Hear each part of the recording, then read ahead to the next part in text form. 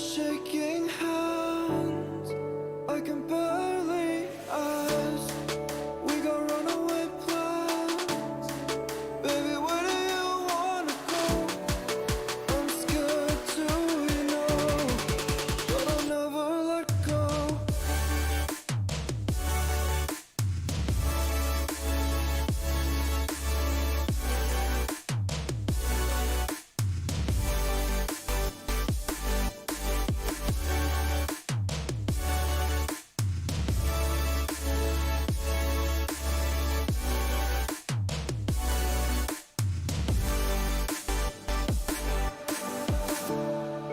Will I find you somehow?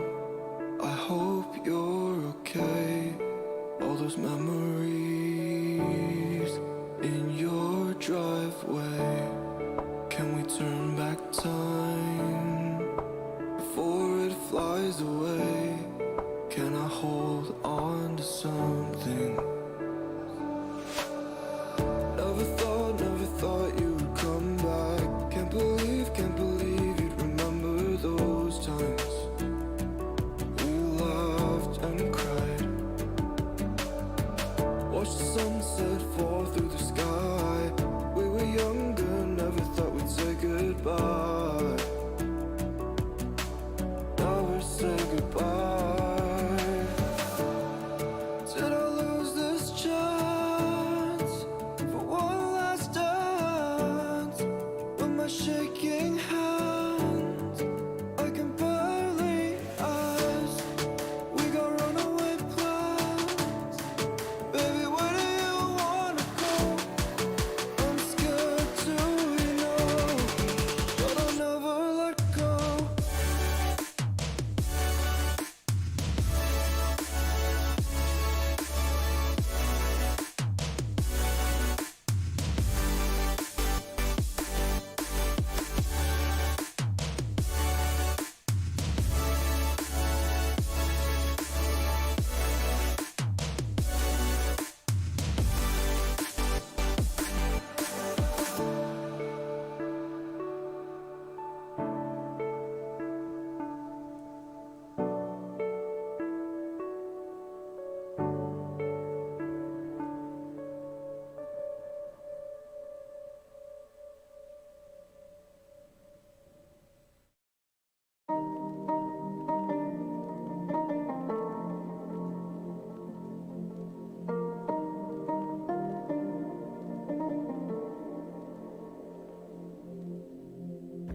I'm coming out just a little bit. Never want to quit. I'm feeling it the way it hits. It's elevated. Vision is blurry. Feel it and dizzy. You elevate me.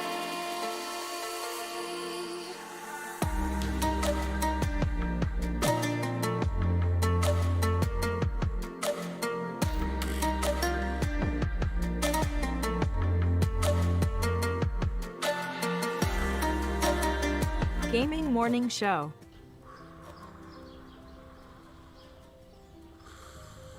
Ah, the sounds of morning. Early in the morning, Birds singing. gotta feed the donkey. The sun peeking above the When you horizon. feed the donkey, The gentle nudge from your morning alarm clock. this is what he says.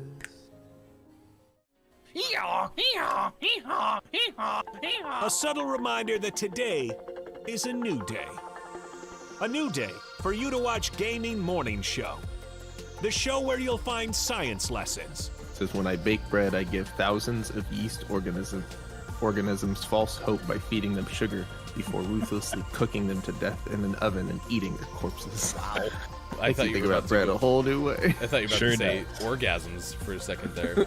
Did either of you ever have that happen when you were in like biology class and you're reading? Have an orgasm?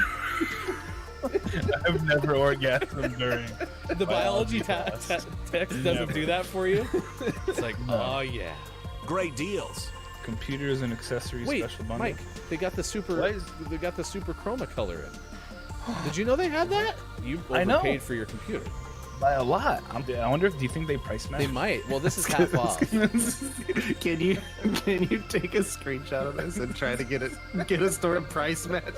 And linguistic perfection. Is that like when I roll my R's? Dude, good. Romance. Great. Romance. See, everyone? man. It's not a hiss. So let me hear your battle cry. Kiki. Oh. Key what? As we all charge into Gaming Morning Show. More like Kiki. Whoa, am I right? Now, if only I could find a way out of this box.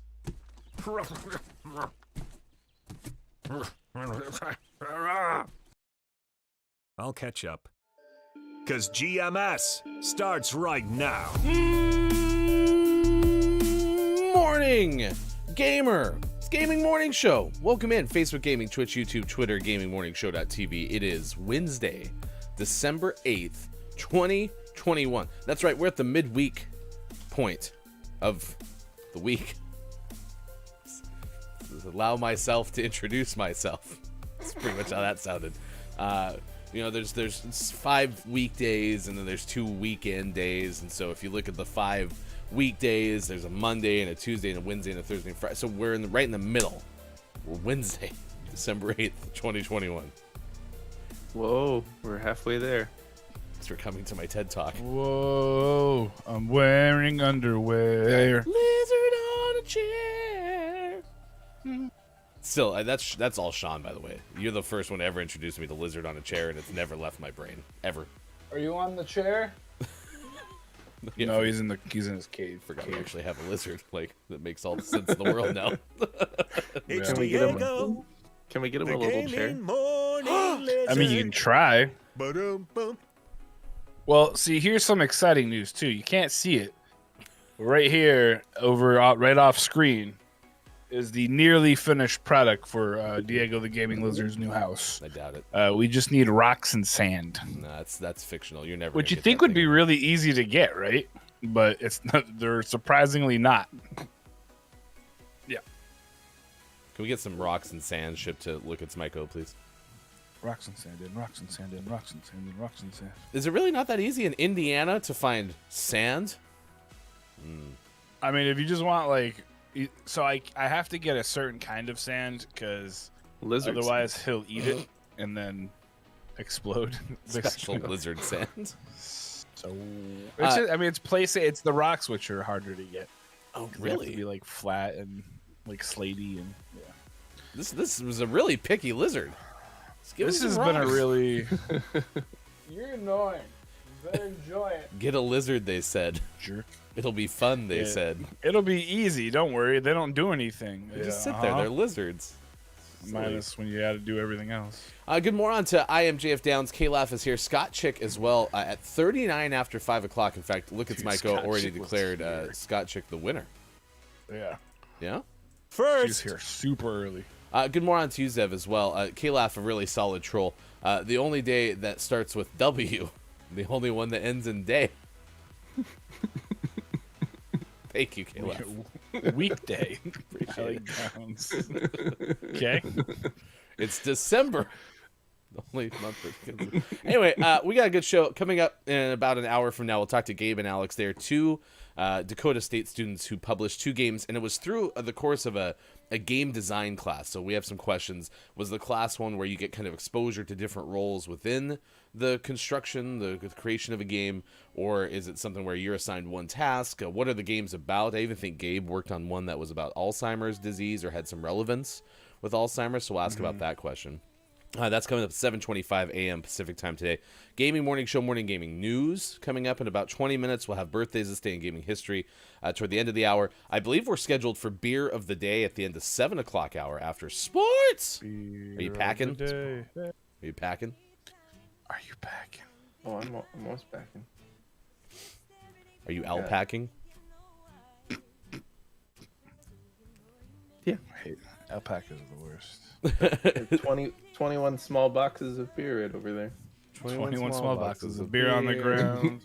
You take 21 one small boxes open. of beer. Open one up, take it out, and hold it up to the camera, and then it kind of 20. disappears. Maybe 20 boxes of beer on the ground. Zev says, "Did you know that December is the last month of the year?" Facts from Zev. Zev, that's true. It's true. It's the only one that ends in Ember. The only too. month that starts with D. Ends in Ember. Mine is January. I believe it was February. Thank you very much. Oh, that's right. That's My the bad. one where you work on saving people's lives. February. Yeah. It's silent. The D is silent. Sure is. So Silent D. it's a new assassin movie coming to HBO Max. It's a follow-up to Lost City of D. You can look it up. It's on the internet, probably. So all that stuff's ahead. We have birthdays in this day in gaming history. Chance for Sean to play Lawsuit or not Lawsuit today, which is exciting. It is National Brownie Day. It is Lard Day. Did Lard need a Do you day? have to use lard for the brownies? Get your lard. Did it need? I think you're supposed to bathe in it. Is what I don't think that's got to be true, right? No, yeah, I think that's you put it in your. I really want to say you put it in your pancake. But that's not. That's not. I mean, I guess you could, but you put it in your bathtub and then you just get in there. It's really good for your skincare. I know that there are baths of that nature where like it's a cream type substance, right? And you kind of soak yourself, and it's supposed to be good for your skin, right? Yeah. I don't think I want to be in lard though. I'm not gonna lie. It doesn't sound. Isn't lard just animal fat? Yep. Yep. Put it on a pancake. Melted down animal fat. Just, and then if you're hungry, you just go ahead and take a little piece. No. Yep. No. Today is Pretend to be a Time Traveler Day, which we've done on the show before. We're very good at it. So, I don't know. That might come up during the course of today. Do we have all of our time traveling tools available to us today? We've got a chopstick. Do we need that? We definitely do. Chopsticks are critical. Is that a baby Rubik's? Nope, that's not. This is my this is how I set what time I'm going to. Oh yes, of course I knew that. Mm-hmm. Or it's a nightlight. It's one or the other. I made them to look too similar. It's very confusing.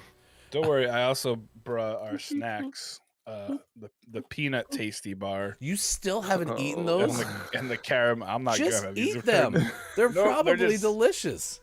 Nope. Eat Is it. there anything like the Eat Kit it. Kat one? They're not delicious. Eat it. Better than a buttered popcorn jelly belly. National Eat it. Christmas Tree Day. Did you get your Christmas tree mounted? Did I get it mounted? Erected? Was I supposed to kill it and then like, hang it on the wall? That's a really nice Christmas tree you got there, young man. Oh, well, thank you. Stabilized? I shot it myself. I mean, I put it up. Put it up. Did you put up your Christmas tree? Yes, the day after Thanksgiving. Nice. Sean? We have a Christmas tree. It's more up than not up. Is it still leaning against your wall? Yeah. What? Yeah, we got it. Discord, please. Yeah, I'll take a picture. We have a really tall peak in our living room, and so last year we got a really tall tree. And we usually get trees of the fir variety, and we have a real one? stand. Yeah, like a Douglas fir, and we got like a 13-foot tree last year, and the stand we have was fine last year. Well, this year, because of ice storms and then heat and whatnot, the fir trees didn't grow very large this year, and so we ended up getting a noble tree. Noble trees are way heavier and broke the crap out of our tree stand, and so now gosh. our tree is just leaning against the wall while I get a really like hefty duty tree stand, which is coming today. So Ryan's gonna lay on the ground and you're gonna stick a tree in him? Hashtag hefty duty. He just lays on his belly. It's fine. That's my new duty. That's my task. As opposed to I have to imagine, though, that you're extremely happy that that tree stand broke immediately as opposed to 4 a.m. in the morning. oh my gosh, Yeah. can you imagine? Well, and we knew we knew once we were tightening it down, we're like, oh, this isn't gonna work. And so I immediately went on Amazon and ordered a new one. And we got it upright. It was upright for like half an hour, and I was like, okay, well, it's upright. It was listing just slightly to the side, and I was like, well, let's turn it so that if it does fall, it just gently leans against the wall. And so we did that, and sure enough, like 5 minutes later, it was like crack, crack, and just laid down. Where's mom-in-law? Uh-oh. I think the tree fell. Scott Chick asks, Sean, has that hanging plant always been there? And it brings a chance for me to ask this question. Do we have to like do a ceremony now for like Bear to get that you just like randomly pick a time? No. What's the I procedure? mean, we don't have. I could set it on a timer so that at like 6:15 it just opens every day. That sounds good. Yeah. 6:17 now, so it's late. Alexa, who let the bears out? Rar, rar, rar. Oh, there you go. There. Good morning, Bear. The plant has been behind me for some time, but I updated my picture, so now you can see the plant. What picture? That's what the room looks like. Real background. Oh, Yeah, that's what the room looks like. That's what Bear eats now. Don't eat the string of hearts. What another lovely My wife will be very upset. What another lovely day outside. That's looks gorgeous. The consistent Like every day is weather. wonderful. Yeah. It's amazing. Beautiful. At Oh, no. 6:18 in the morning. Could you believe it? Good more on to you, Bubsy. We did it again. Top of the moron. Sorry. We need to say computer. Oh, good. Now we have Cookie Monster's torso here as well. Why are you standing up so high? What are you doing up there? This is the thing He's where on like a bench. we found that Fall Guys were like all the beans were like 6 feet tall. Cookie Monster's apparently 8'5". You gonna sit down? No? Okay. He doesn't want to get crumbs on the ground, he said. Oh, well, I that's don't know where how that. I guess he thinks if he's higher up, they're gonna prevent it. by the time they get to the ground, they'll burn up in the atmosphere. The cookie sphere. Chad, this is very important what I'm about to tell you next. If there's ever anything behind me, let me know. It is not supposed to be there. Just want you to know that. Please. If you see anything crawling or a face that is not supposed to be there, please let me know. Sean's tree wanted a nap, said Scott Chick. That's all your tree wanted, was just to lay down for a little bit of a nap. That checks out. Sorry, Bubsy. We'll work on renaming our computers so that they have a different name. Or order you paper towels. Either way, we'll have a hell of a time, so... Don't do it, Mike. Don't do it. You know you want to. Yeah, I won't. Don't do it, though. But you know you want to. Scott Chick's enjoying the Patreon-only content. Does your tiny plant have a Christmas hat yet? Oh gosh. Oh no, but it could. Actually, we don't have tiny plant Christmas hats. Tiny plants. Alexa, order tiny hats for Christmas. Oh no, sorry, Bubsy. You can send the check or the bill to sports.gaming. Alexa, order paper towels. Oh no! It's happening again. I'm sorry that you all chose Amazon stuff. We're not bothering with the assistant from Google. Sorry. Paper towels. Today's topic of the day, because we have two students coming on from Dakota State who made video games through a class. We're asking you, what is your favorite class that you've ever taken? And this obviously doesn't have to be exclusive to college, because not everyone goes to college. Maybe your favorite high school class, favorite primary school class. Maybe it was your favorite master class or like online class, right? What's your favorite class you've ever taken? I took lots of classes I really enjoyed in college, but probably my favorite was my first audio engineering class. What did was that a lot of entail? We learned a lot about basically a step-by-step introduction to the technologies involved in like like music production and audio recording. And then that was kind of the first half of the class was learning what all of the equipment was, and then the second half was theories behind getting things set up and recording techniques and mixing techniques and that kind of stuff. That sounds fun. Are we talking was like a lot of fun. you learned about like equalizers and compressors and those kind of things, or Yeah. Yeah. gotcha. Nice. My favorite was acting.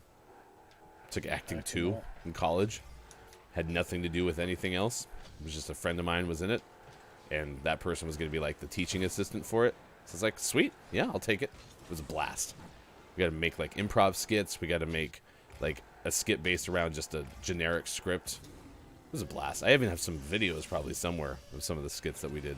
It was good. Ooh, now that's some Discord content. Yes, I'll see if I can find them. I think I found them the other day. That'd be incredible. But like, yeah, I mean, acting was great. It was just a happy time for, I think our classes were like an hour and a half. So you didn't have a bad time. I even had to take like a test in that thing. And try to remember, you know, who pioneered this type of thing and this thing and that thing. So it wasn't all just performance, but it was fun. That's awesome. That's cool. I Got a lot of assists. one of the big benefits of going to USC is they have an amazing like film department and film school. And they had a class there that was I don't even remember what it was called, but it was basically you go and you watch a movie, and most of these were movies that were done being developed but weren't out in theaters yet. And you got to see this movie before anyone else, and someone involved with the movie came and gave a lecture, whether it was an actor or the editor or the writer, director, that kind of stuff. Someone involved in the movie came and gave a lecture. And the class was taught by Leonard Maltin, the famous film critic. And it was fascinating. So like I saw Casino Royale 3 months before it was out in the theaters. That's crazy. And there were lots of like more indie films too, which were really cool that I probably wouldn't have seen otherwise. But we had a couple like blockbuster movies like that were really cool to see in Wow, that situation. what a difference. I have two classes I think I'd probably put up there as my favorites. I took one in high school. I took an anthropology course my senior year, and it was super interesting. And I remember when we were learning about different civilizations and whatnot, one of our tests was we learned about like how Native Americans lived and so on and so forth. So we learned about how they made not just weapons, tools, all sorts of things. And we did some flint knapping, which was like the process of taking a piece of obsidian and sharpening it or making it so you can use like a knife. So they actually had somebody come in and teach us how to do it. And we also learned how to make fire with like a bow drill. So one of our tests was flint knapping and making a fire, which was kind of awesome. But it was just really neat. And then our teacher also taught us how to flirt by using people's body language. So that was pretty funny. That explains so much. Now that I look back on it, it was probably a little creepy. No. But I mean, whatever. 17-year-old me was like, "This is cool." Did it work? But then when I was in college, I took a literature and media course where we would read a book and then we'd watch the movie of the book and like compare. Was the tone the same? Did everything come across correctly? Was there a lot of liberties taken and stuff? And it was really, really neat. And I kind of wish it was after Harry Potter because we probably would have like done that. But yeah, it was really cool. That's neat. So you took a look It's in a book. Yeah. Take a look. But this is why it works. I mean, look at the flirt that Mike O is now. I know. I got all these. Is that where you learned your eye contact skills? My eye contact. Yeah, like when you look deep into the camera. Yeah, no, because cameras were invented back then. Ooh. Someone's car not starting. It's now 6:26 West Coast. 9:26 out east. 2:26 for those watching in the Ukraine.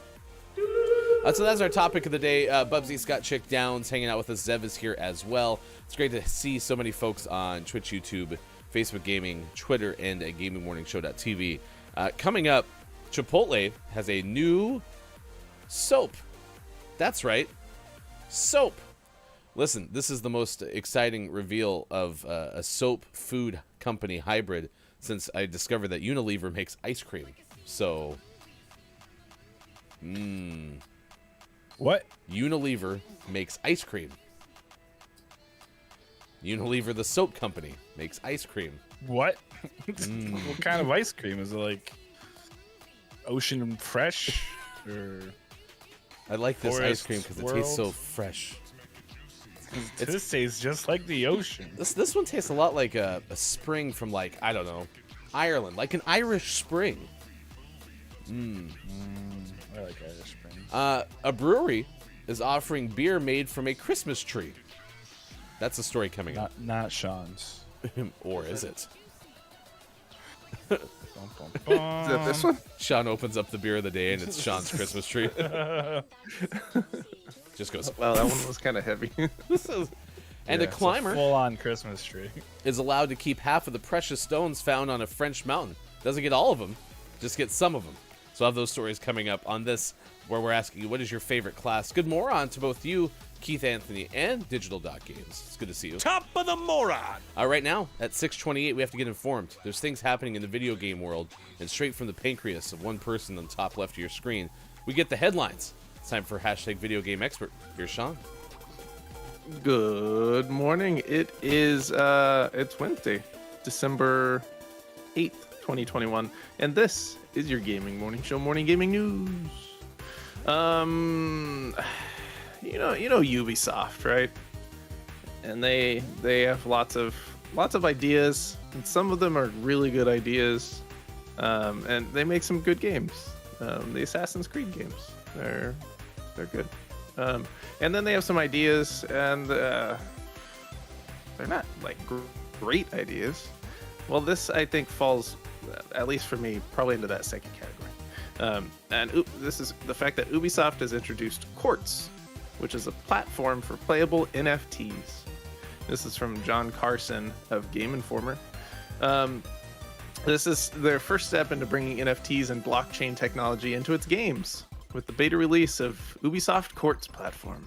This is starting on, for some reason, December 9th, 12th, and the 15th. I don't know how that works. Ghost Recon Breakpoint for PC will receive the first round of Digits, which is their name for playable in-game NFTs. So Quartz is going to be a mobile app that will facilitate the connection between the goods in your digital wallets and Ubisoft games. Digits. You know what my favorite class is? It's a class where I finally figure out what the hell the blockchain is. It's going to help, because I don't think it's going anywhere. So, Nope. better figure it out. So there you go. Quartz. Quartz. The name's fine. The name's good. I mean, if you follow the link that we provided, their branding is very purple. And Yeah. That's cool. Purple's the best color. Other than that, I think count me out. I don't need in-game NFTs. I think this is not good. Yet. And the fact that it's from Ubisoft, this is dangerous. Mike's got an explanation for you, right? If you Yes, Mike. follow the flow diagram. Yeah, this is a very easy flow chart behind me, where it's this guy goes to this guy, and then goes to that guy, and then over to here, and then there, and then back over here. And then To there. Ubisoft gets a lot of money. Yeah, and that's the blockchain. You should see this chat. It's amazing. It's pretty good. I'm keeping this information for myself. Sorry. You don't get to understand.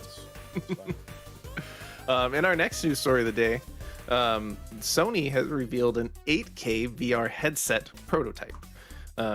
They have the Sony Technology Day event that was this week, I believe, and during which they had this headset available for demonstrations. This, however, isn't something that's going to be involved with like PlayStation VR 2, which is reportedly due out for the 2022 holiday season, but it's just a fun prototype. Sony R&D engineers Yasuka Ishihara and Kai Kimura demonstrated how 8K allows for vastly more detailed graphics in a VR setting, such as seeing the finely detailed leather on a luxury car seat. Wow. Sounds pretty cool. So detailed. Or I could just sit in a luxury car seat. So fine. I mean, I don't know like too many Lamborghinis I could sit in. Just put on like a funny jacket and go stand outside a restaurant and tell them that you're valet parking. Oh no. Works in the movies every time. Never go to jail. do that at like a Red Robin. And Yum. I'm sure to try it out. So this headset achieves 8K via two 4K displays, one for each eye, which adds up to 8K in total. There you go. It also has lower latency, and it also isn't pretty. If you look at the pictures, Can you go over the eye thing again? How many eyes? 2.5. So do I have to borrow someone else's eye? Is that Like half 10K? an eye? Makes sense. So there's 4K per eye? Mm-hmm. Wow, that's a lot of eyes. We'll see more about PlayStation VR 2. We probably won't see an 8K VR headset for a while, but the technology is there, and that's pretty fun. And our last news story of the day, speaking of technology, and speaking of PlayStation 5s, the first third-party PlayStation 5 controllers have been announced from Scuff, which means two important things. Number one, they will have back buttons, and number two, they're going to be very expensive. But they exist, and that makes me quite happy. I was just telling Ryan the other night when we dabbled in some Call of Duty, and it was my first like real Call of Duty playing experience on the PlayStation 5, and the whole time I was just like, nah, man, I wish I had back buttons.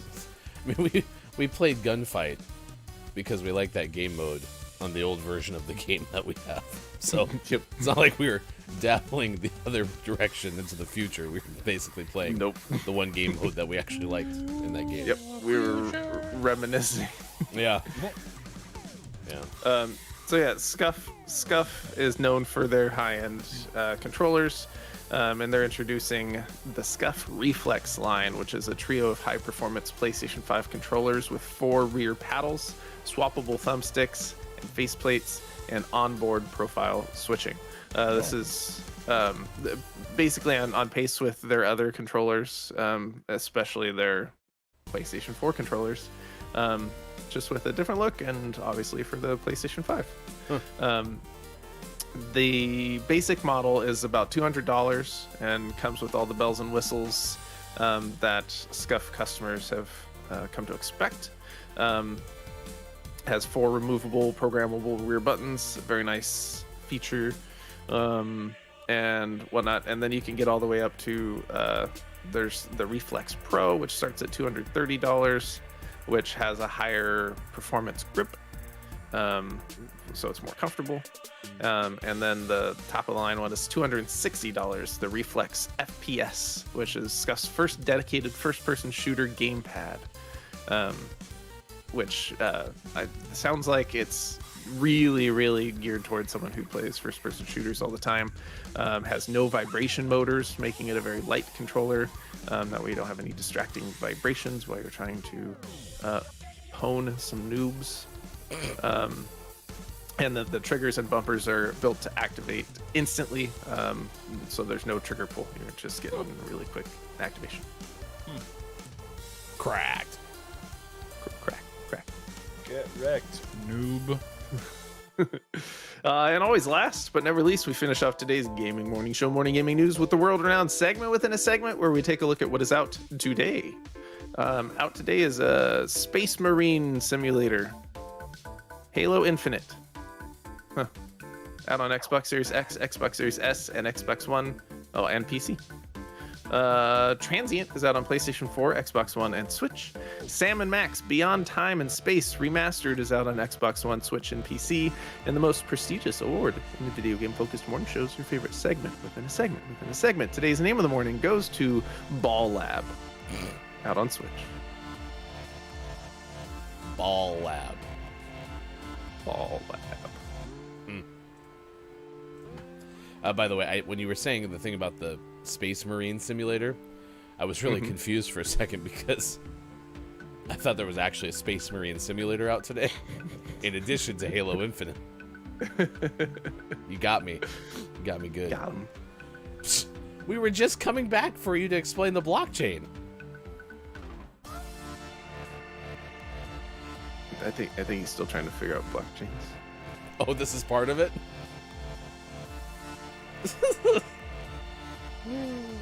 Oh, sorry. I'm trying to fit how many eyes I need in the blocks. I think I need 4 blocks and 7 eyes.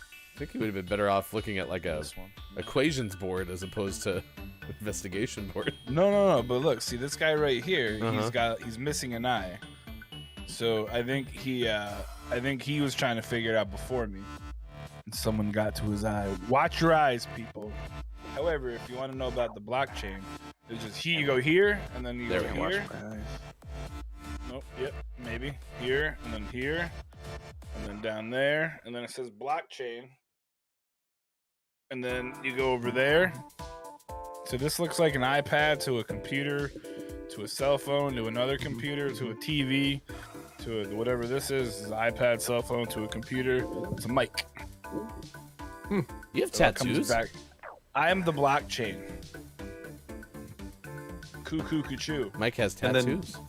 Just Oh, off wow. screen is that Ubisoft's big bag of money. Yeah, it's over there.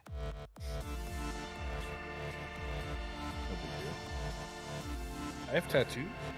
I'm beginning. We're not going to see Diego move today, are we? Yeah, he's right. Oh, okay, never mind. He's just chilling, doing his Diego thing. Now that I've got this this wonderful stream deck, though, I'm setting up the Diego cam. Nice. So it might not be till the weekend, but it'll get done. If you missed any of the Gaming Morning Show morning gaming news, it's very easy to find. All you have to do is find us on Twitter. You can do so at these locations, and then you have to search. Hashtag GMS Morning Gaming News. Downs asks, you hashtag video game expert, will the controllers have fancy rumble though? I believe the 2 base models have fancy rumble. Can you display it for us, please? Well, see, there's some misnomer in GMS lore. The fancy rumble is just normal, or not normal, but like it's really detailed. It's the old rumble. So the fancy rumble is just, it's really nice, and you can tell that you can feel the rain. But before we had the fancy rumble, we had the old school rumble, which was just like on and off, and so there was nothing, and then there was. Okay, that's right. I remember now. So the fancy rumble isn't that last thing you demonstrated. That was the normal Correct. rumble. Oh, Gotcha. yeah. Correct. Yeah, I always thought it was the other way around. Good thing we clarified that because chat's been wondering for months. A really long time. I get emails like I'm right now. It says, "Dear Mike, WTF Rumble." Like, I don't know what that means. So yeah. That sounds like a new wrestling It event. sure does. This Sunday, it's the WTF Rumble. Super Slam. Digital.game says, I've always wanted a Scuff controller, but so expensive. What do they run? Are they like $200? Yeah, the 200 is 9 minutes. the base model for this one. Up to 260 for the fancy first-person shooter one. Do you get custom colors? Yes, Okay. it is customizable. There you go. So that's how you get your GMS controller. So you can do it. McKenna's here. Top of the moron to you. Good moron. Brendan says, "Yeah, I would just buy a new console for that kind of money." Nah. You need to get the fancy Rumble, so that you don't have to do this. Never gets old. All right, we got birthdays this day in gaming history coming up shortly. If we had Wallstormer on Friday, and Wallstormer loves cilantro. Like Wallstormer's, I think that's the gist I got. Was Wallstormer just couldn't rave enough about cilantro? Thought cilantro was. He was talking about thing. that new podcast he's wanting to launch, cilantro fans. Yeah, I remember that. What? Cilantro fans. He's a big, Yeah. and he just loves cilantro. That just eat cilantro so on much he made camera. an emote out of it. Yeah. Yeah. So Everyone go to Twitter and send messages to Wallstormer and just congratulate him on how much he loves cilantro. Send pictures too. cilantro. Pictures of cilantro. And maybe share this news because Chipotle is taking cilantro. It's no longer just for your mouth. Now it's for your whole body. Yep. If you ever wanted to take cilantro and rub it all over yourself, you could do it before, and people would look at you like you're weird. But now it's okay, because some people love cilantro, but others think it tastes like soap. So it's only fitting that Chipotle releases bars of cilantro soap to give your shower a little kick. The new all-natural soap boasts a fresh scent and is perfect for anyone who loves or hates cilantro, also known as coriander. The debate has raged on through multiple social media platforms between fans and the haters. Roughly 4 to 14% of the population is genetically wired to experience a soapy flavor when they eat cilantro. Those people who think it tastes like soap have a variation in a group of olfactory receptor genes that allows them to strongly perceive the soapy flavored aldehydes in cilantro leaves. According to Britannica, our cilantro soap plays into a larger trend of turning digital moments into real-life experiences, said Chris Brandt, Chief Marketing Officer. Every Chipotle fan, regardless of which side of the great cilantro debate they're on, can appreciate this fan-inspired gift. The soap sells for $8 a bar and can be found on ChipotleGoods.com. ChipotleGoods.com also has chips and guac slip-on sandals, Carhartt gear, and more for that Chipotle superfan in your life. Or you can go to drsquatch.com and buy some Only Hope soap, or perhaps some Nautical Sage soap. Pick one. I like how there's no in between on that graphic. Nope. Those Like, are get the rid of it all, options. Pretty terrible graphic. It's two choices. Make Eat the right it one. or don't eat it. Yeah. No in between. Do you think? Don't do you put the think- soap on your tacos, please. Do you think for a portion of the population, the cilantro soap will taste like soap? No, it'll taste like cilantro. It's like real cilantro. Do I get free carnitas by ordering the soap? Because if that's the case, I might be on board. Plus, I really like cilantro, so. Really? Oh, yeah, cilantro's great. We had cilantro on A little tacos bit. last week. Oh. A little goes not a long this way. week? Maybe. All right. About 30 minutes from now, we will talk to creators of some video games out of Dakota State, a class that they took. We're able to get a couple of games published on Steam. We'll talk more to Gabe and Alex about that. And we're asking you, because of that, what is your favorite class you've ever taken? And again, it doesn't have to be a college class. It could be any class. For example, USA Today says the most popular master class, if you ever subscribe to that, Is is baiting? the one about poker with Daniel Negreanu. So if you want to be cracked at Texas Hold'em, you wouldn't be alone. Apparently, many, many people want to be. That's such a scam. It's so funny. Because you're either good at poker or you're not. It's very hard for you to like learn how to be good at poker, because a lot of poker is just inherent feeling, if we're honest.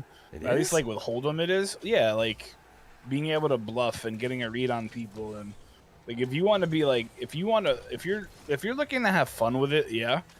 But people don't take like a $1,000 class with Daniel Negreanu to have fun. Like they're hoping they can be the next World Series of Poker champion.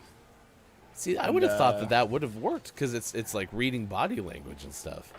I would have thought. I mean, I don't know. To an extent, though, but if you can't read body language, like, sure, he can show you, like, hey, this is how you do this.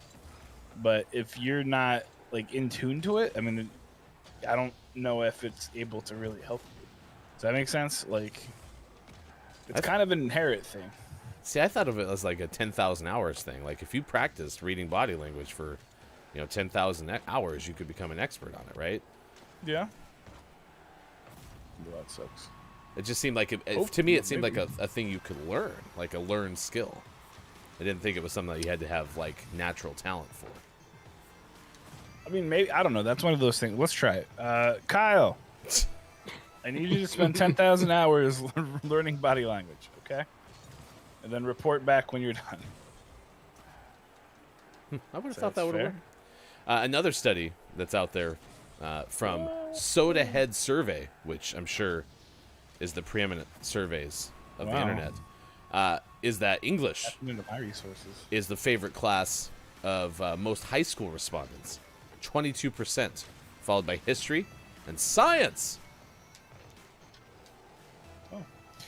If Cliff's Notes didn't exist back in the day, I would have hated history or English, not history.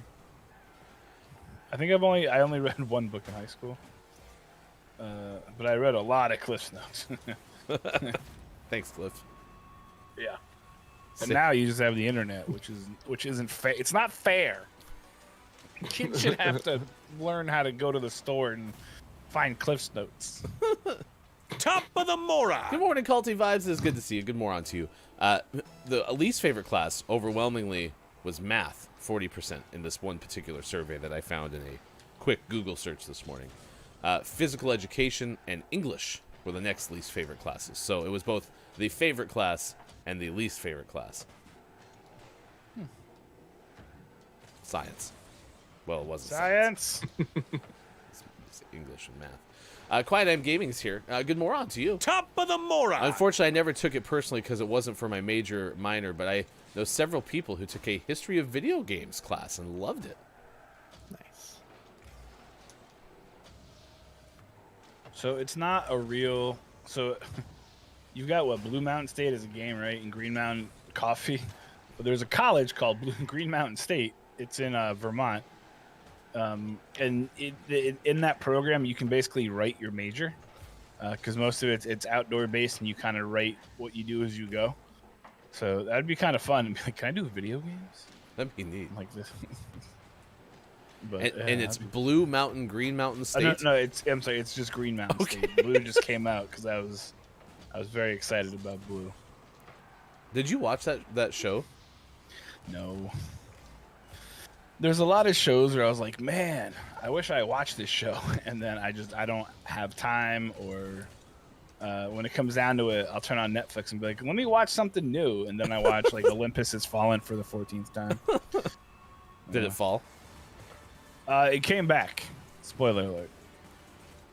I got better. became a psych major, says Digital.game, so I could take the psychology of video games course, and I could never get a spot. So later I tracked a professor down and interviewed him for Digital.games.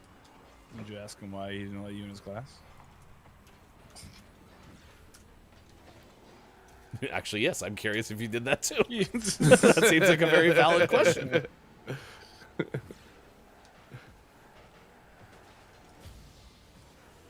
It's like Amiyad opens up the interview. Thank you, Professor, for being here. Really appreciate you spending some time. Why wasn't I in your class? Why do you hate me? Excuse me? Oh, I asked why you hate me, because you didn't let me in your class. He probably didn't like him in the class because he knew that Amiyad had such bad takes about Marvel movies. Well, He's like, this kid thinks Thor is the worst. He's not allowed in my class. You see, Amiyad, the reason I didn't let you in that course is because you dissed Thor. So Thor is my favorite superhero. quiet. With the deep Fresh Prince cut. Why don't you want me, man? Will Smith, greatest Smith's actor of our time. Best acting ever in that scene. It was really good. It was. We're getting destroyed. Who? I even looked up to see if Jay was AI, and Jay is not. Jay has real life cracked at this game. Digital.King Richard's pretty okay movie. I bet it is. You know why? Because Will Smith's in it. Will Smith is in it. How long into the movie until he saves the Earth from aliens? I don't believe that was part of the Williams sisters arc, but I could be wrong. Actually, I don't know. Serena's doing some commercials. Was in the Matrix the other day. So Oh, true that. Wonder Woman. She was also Wonder Woman. Yeah. So maybe not too far fetched. Hey, it's 6:51. Speaking of Matrix, I saw its trailer yesterday, and it basically just looks like John Wick in the future. I agree. Like John Wick who can like float on on air now. You're like, what? Yeah, Keanu, because he kind of kept the John Wick look after the movies were over, he just looks like John Wick now, and so it looks like John Wick is just thrown into the Matrix. Yep. You're like, oh, hey, what's... they killed my dog, now I'm in the future. Plug me in. What? Are you John or Neo? Mr. Anderson? No, John Wick. They took my dog. I know Kung Fu.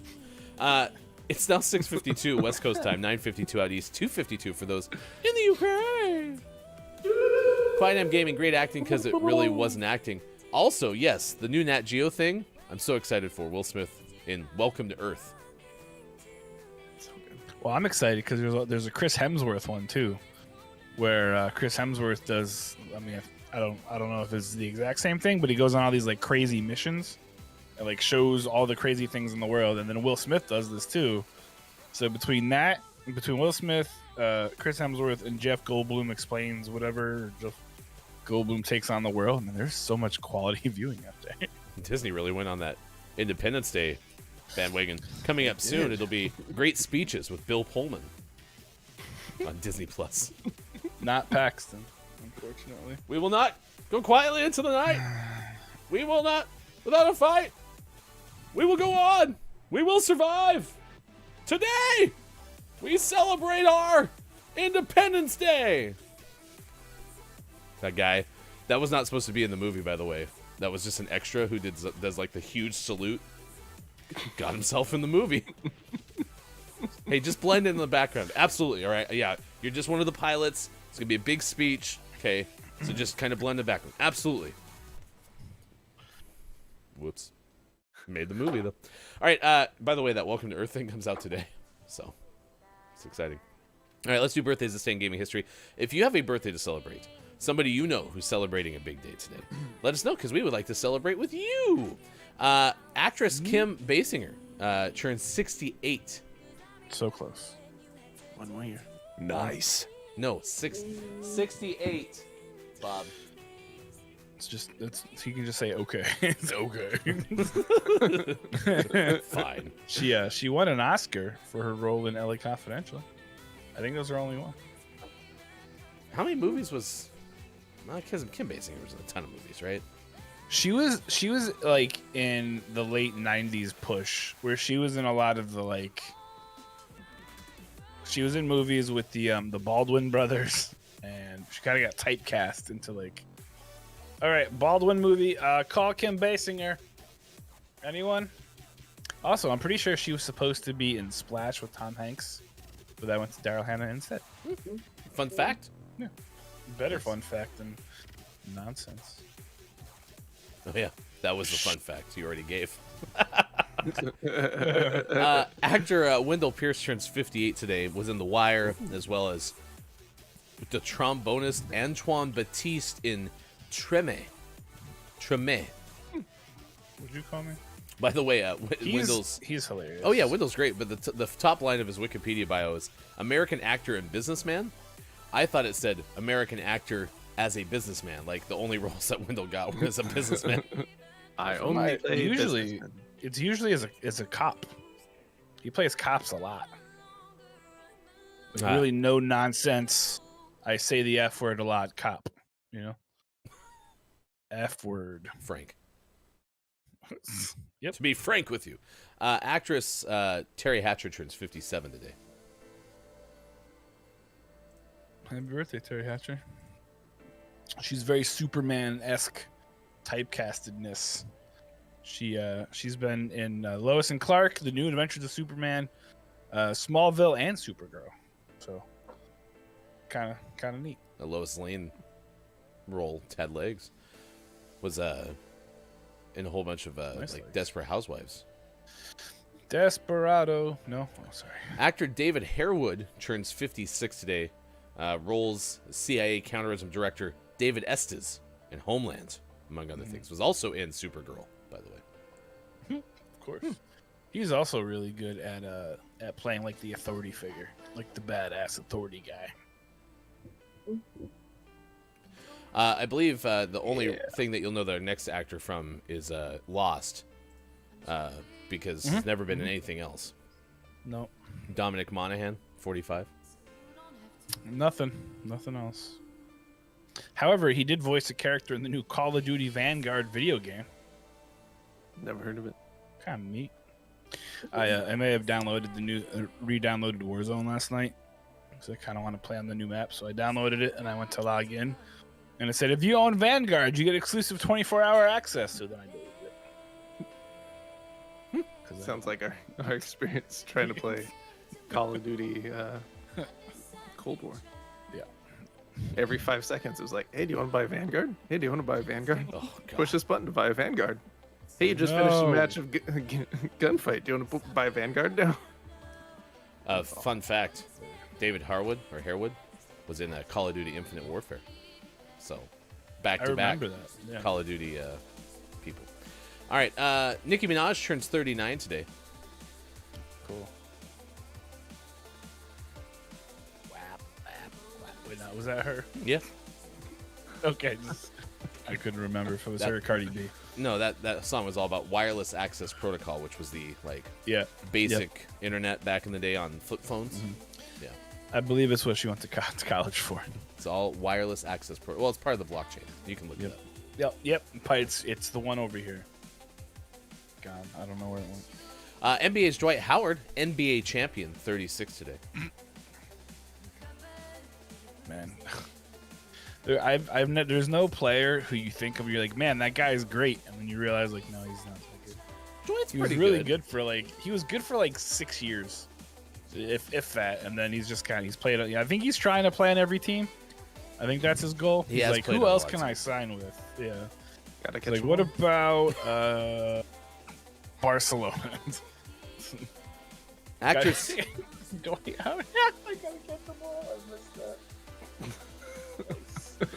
Nice. I'm sorry, what? John said, "Gotta catch them all" for Dwight Howard. So he's trying to catch all the NBA teams. AnnaSophia Robb turns 28 today. Actress. Cool. She was in movies. She was in one with Reese Witherspoon where she played the younger Reese Witherspoon. I can see that. Mm-hmm. Even though Reese Witherspoon still looks like she's 22, but Quiet goes, I think Dwight's stuck with the Lakers for a few years now. You'd think that. But no, between the championship and the bubble, and this year when he's with the Lakers, he went and played with, I think, the 76ers last year. So he's even bounced around. However, another Superman connection. Well done.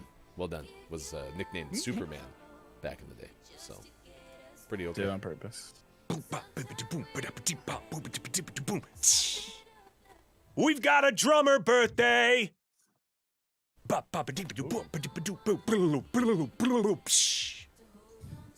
got a duo of drummer birthdays.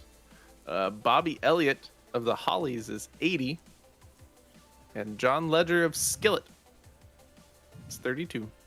Skillet. Skillet. Like Skillet? Skillet? Yep. Skillet. Oh. Sinead O'Connor turns 55 today. Also, guitarist Phil Collin, not to be confused with drummer, guitarist, lead singer Phil Collins of Def Leppard, is 65. At least Colin Collins has an is the E sequel. instead of an I. It's like, what? Wait, Phil Collin? We're not. No. I'm here for the Def Leppard. But you Tarzan? No. No, that's the other. He has an S. and No, then but I'd like to an I. think Phil Collins of Def Oh. Leppard was using that as much as possible. Like anywhere that the Def Leppard thing didn't work, it's like no, Phil Collins. Did you say Phil Collins? Sure. Yep, sure did. Right Can this I? way. Yeah, I thought you were shorter. No, it's just TV. It's and also, where did all that hair come from? It's a wig from Incognito. Any others stand out to y'all? Oh, there was one that I missed it. Whatever. Oh. Oh, Ingrid Michaelson. She's a singer. She's 42. She's wonderful. Say we'll never know now. Two this day in gaming histories from before 1995. They're actually from the same year, Sean. 1982. 1982. Ooh. Out of the two, there's gonna be one lawsuit. Which one though? The Or- first one or the second one? It's the same year. I know. Or they're both from the same lawsuit, but it's been slightly reworded because that seems to be happening more and more. That's true. You got to That's pick. true. You can't wishy-washy on this. Yeah, gotta you have to which pick one is which. same year. You have to say first or second on a completely subjective. They happen to put them in this order kind of way. It's the rules. I didn't write them. It's, Yeah. it's right here. Since lawsuit versus or not lawsuit was born. Look, I've got the rules right here. It says it right there. One you have happened to- you at have to 6 in the pick. morning, and one happened at 8 in the morning. Exactly. The first one, Is a lawsuit. okay. So 1982, Atari sues Coleco Industries damn it, for US $350 million. They charged them with patent infringement. Coleco's expansion model number 1, which allowed Atari 2600 cartridges to be played on the Coleco Vision system. Coleco this is a double lawsuit, countersues for $500 million. Oh, So yeah? they win 150 more, claiming Atari violates antitrust laws. Correct. Wow. Oh yeah. Well, I'm gonna sue you. Times infinity. No take backsies. Deeper loss. It's ridiculous. The second one, 1982, Warner Communications. Well, all that was going on over there. Warner's over here like, hey, guess what? Fourth quarter earnings going to be awful. They're substantially below expectations. And you know why? Due to sluggish sales in Atari video games. I wonder why they're not selling as many video games. They're busy. Busy Stiff suing arming everybody. Coleco. They had a whole bunch of stuff going on. So you were Correct. correct times two. Since the time that lawsuit versus not lawsuit was born, it has been known. 1999, Sony released Gran Turismo 2 for the PlayStation. Two. Do we have a car games expert? Anyone play a lot of car games? I like card games. Vroom vroom games. I'm a big fan of cribbage. Cribbage. It's good. It's really good. Really a fun game for low attention spans like mine. It's very, very speedy game. Unless you play with a 9-year-old. 2000, Sony put out a new edition of the PlayStation 2. They put it in Japan. This is, of course, model SCPH 8000. Had built-in DVD drivers, the DVD remote control, but no memory card. Get wrecked. Oh, You can doesn't get it remember things. for 39,800 yen. Hey, little buddy, are you lost? I don't remember. The Hey, same year. PlayStation 2, have I watched this DVD before? I don't know.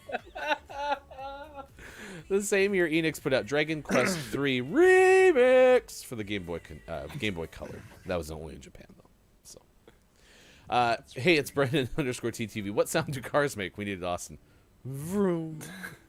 Sounds a ball make. Ping. Quiet M Gaming. The only racing games I ever liked were the old Burnout games, and that was mostly for the crash mode. There was a racing game for the original PlayStation called Burning Road. I can't remember much about the game itself, but it had a badass theme song. Burning Road! Burning Road. It was very catchy. Very catchy. All right, next hour, in fact, 20 minutes from now, we will talk to Alex and Gabe, Dakota State students. We'll get a take on what their class was like that enabled them to publish some games that you can actually get on the Steam store. We'll tell you about that coming up. Also, Beer of the Day and sports next hour. It's going to be fun. All right, everyone say goodbye to Mike. Excited. Mike's got to go do stuff today. Probably save the world or go and be in a Superman movie or something. I'm excited to watch the VOD of this. So All right, we'll see you. treat him well for me, boys. Mike's taking off. for Sean and myself. We'll see you on the other side. It's Gaming Morning Show. Facebook, Gaming, Twitch, YouTube, Twitter, GamingMorningShow.tv. Be that you're missing.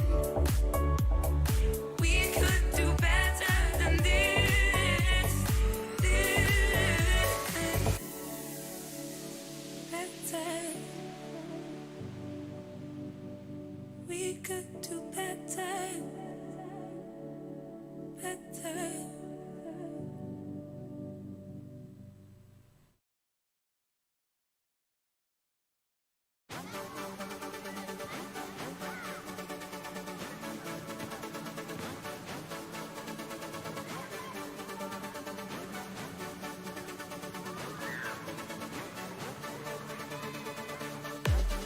I've been known to hide my feelings, keep all my emotions bottled up.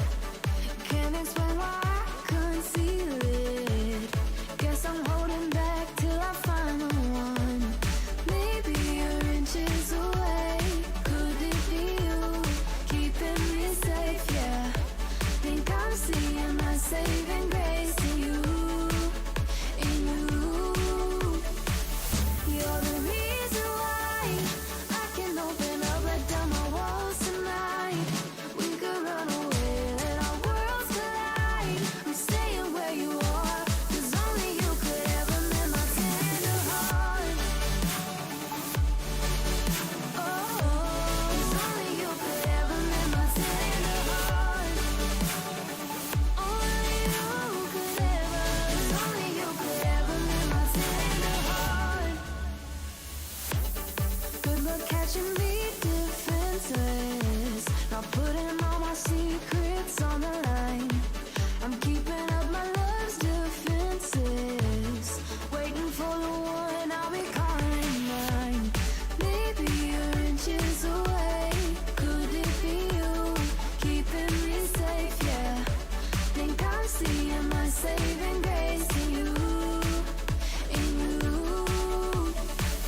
You're the reason why I can open up, let down my walls tonight. We could run away, let our worlds collide. I'm staying where you are, 'cause only you could ever mend my tender heart. Let our worlds collide, 'cause only you could ever mend my tender heart. I can open up, 'cause only you could ever mend my tender heart. Maybe you're inches away. Could it be you keeping me safe? Yeah, think I'm seeing my saving grace in you. In you. You're the reason why I can open up, let down my walls tonight. We could run away, let our worlds collide. I'm staying where you are, 'cause only you could ever mend my tender heart. My secrets are on the line. Only you. Hi, I'm Bob from Gaming Morning Show. You know, the voice from the box. As the proud owner of an amazing voice, I, like many of you, am familiar with the amazing voice of our friend Austin Attack. Her very popular music is available as a points redemption on her stream at twitch.tv/AustinAttack12. She'll fantasize about it every single day, but she can't find it in her heart to run away. And no one's listening with Northern However, it is Austin's sound effects that are the real hidden gem. So today, we are offering you the greatest sound effects ever created by Austin Attack. Previously, these individual sound effects were only available for easy in-home playback by searching hours of VODs. But now, thanks to GMS, you can listen to these one-of-a-kind sound effects with our special edition 16 CD, 35 cassette tape, 1 Laserdisc set. For the first time, you can own Austin saying, "Beach." Beach? Plus, who can forget Austin makes a car What noise? sound do cars make? Vroom, vroom. Or that time that Austin tried to make the noise a dodgeball makes. And then like a ball, like, like. No. I was trying to make like a dodgeball sound. And if you order now, we'll include the best of Grimm sound effects at no additional charge. Oh yeah? Hi, Grim! Get the best of Austin Attack's special effects collection by sharing random cat pictures in our Discord. Please keep in mind this collection is fictitious, and you'll never actually receive anything, except our love. And isn't that better anyway? Order your collection. Austin Attack. Songs for the beach. Beach.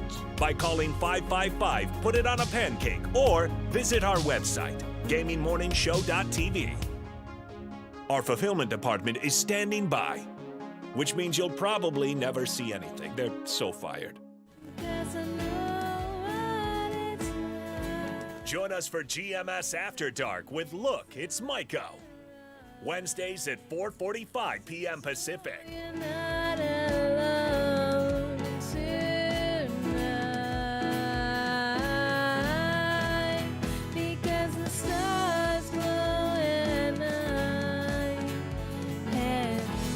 Shine so bright. Please pay your hosts with plenty of voice flattery.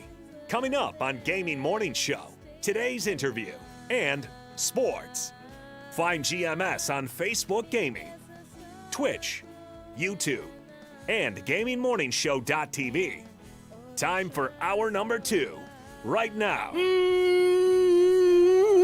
Morning, gamer. It's Gaming Morning Show. Thanks for being here. Wednesday, December 8th, 2021. That is Sean, Sports.Gaming, bottom left of your screen. Bear behind Sean. Top left, that is Theo. Good morning to you, Miss Theo. Good morning, everybody. How's everyone doing? You know, we're doing pretty okay. Exciting day because in a couple of minutes, about 10 minutes from now, we're going to talk to Alex and Gabe, Dakota State students who designed a couple of video games that you can buy right now on Steam. So we'll find out a little bit more about this class that they took and how this whole thing works. You get exposure to all different roles of the type of things you can do to make a video game, or do you stick with one thing for a whole semester or quarter or whatever. But it's brought us the opportunity to say, what was your favorite class that you've ever taken? Now, this does not have to be a class you took only like in college or like formal school. Maybe you took a master class, I don't know, to become like an egg rolls master. Which you do. Yes, oh, thank you. You've never even had an egg roll, so Whatever. I have had an egg roll. I have to say, though, one of my favorite... well, I loved taking my Reiki master class. That was amazing. But honestly, one of my favorite classes was electronic media, where I met you, Ryan. Aw, is it because because you met me? Yes, that was it. It set the tone for everything. No, I mean, you were one of the first people I met. And I mean, you know, our class was just so special. It was more than school for us at that time. So it was really dope. They still talk about us in the halls of that building. They're like, do you remember that class? Oof. Right. They are amazing. Right. So great. I do remember there was a lot of editing that we had to do for those classes. And so I remember being in the editing lab till like 4 in the morning. Yes. So, yeah. Yes. I also remember buying an 80 gig hard drive, an external hard drive for that class, and going, holy cow, 80 gigs. They'll never get bigger than this. Yeah, lies. They did. Spoiler. I think I have a thumb drive right here. This has 128 gigs on it. It's this big. Oh, wow. Not that I'm bragging about the size of my thumb drive. Anyway, so yeah, we're asking you, chat, what are some of the favorite classes you've ever taken? Kyle Andrew Goodpasture on Good Facebook Gaming. Any class you didn't have to think. Those aren't bad classes, to be honest. Ooh, yeah. See, and that's what I think I liked about the acting class that I took. That was my answer to this question.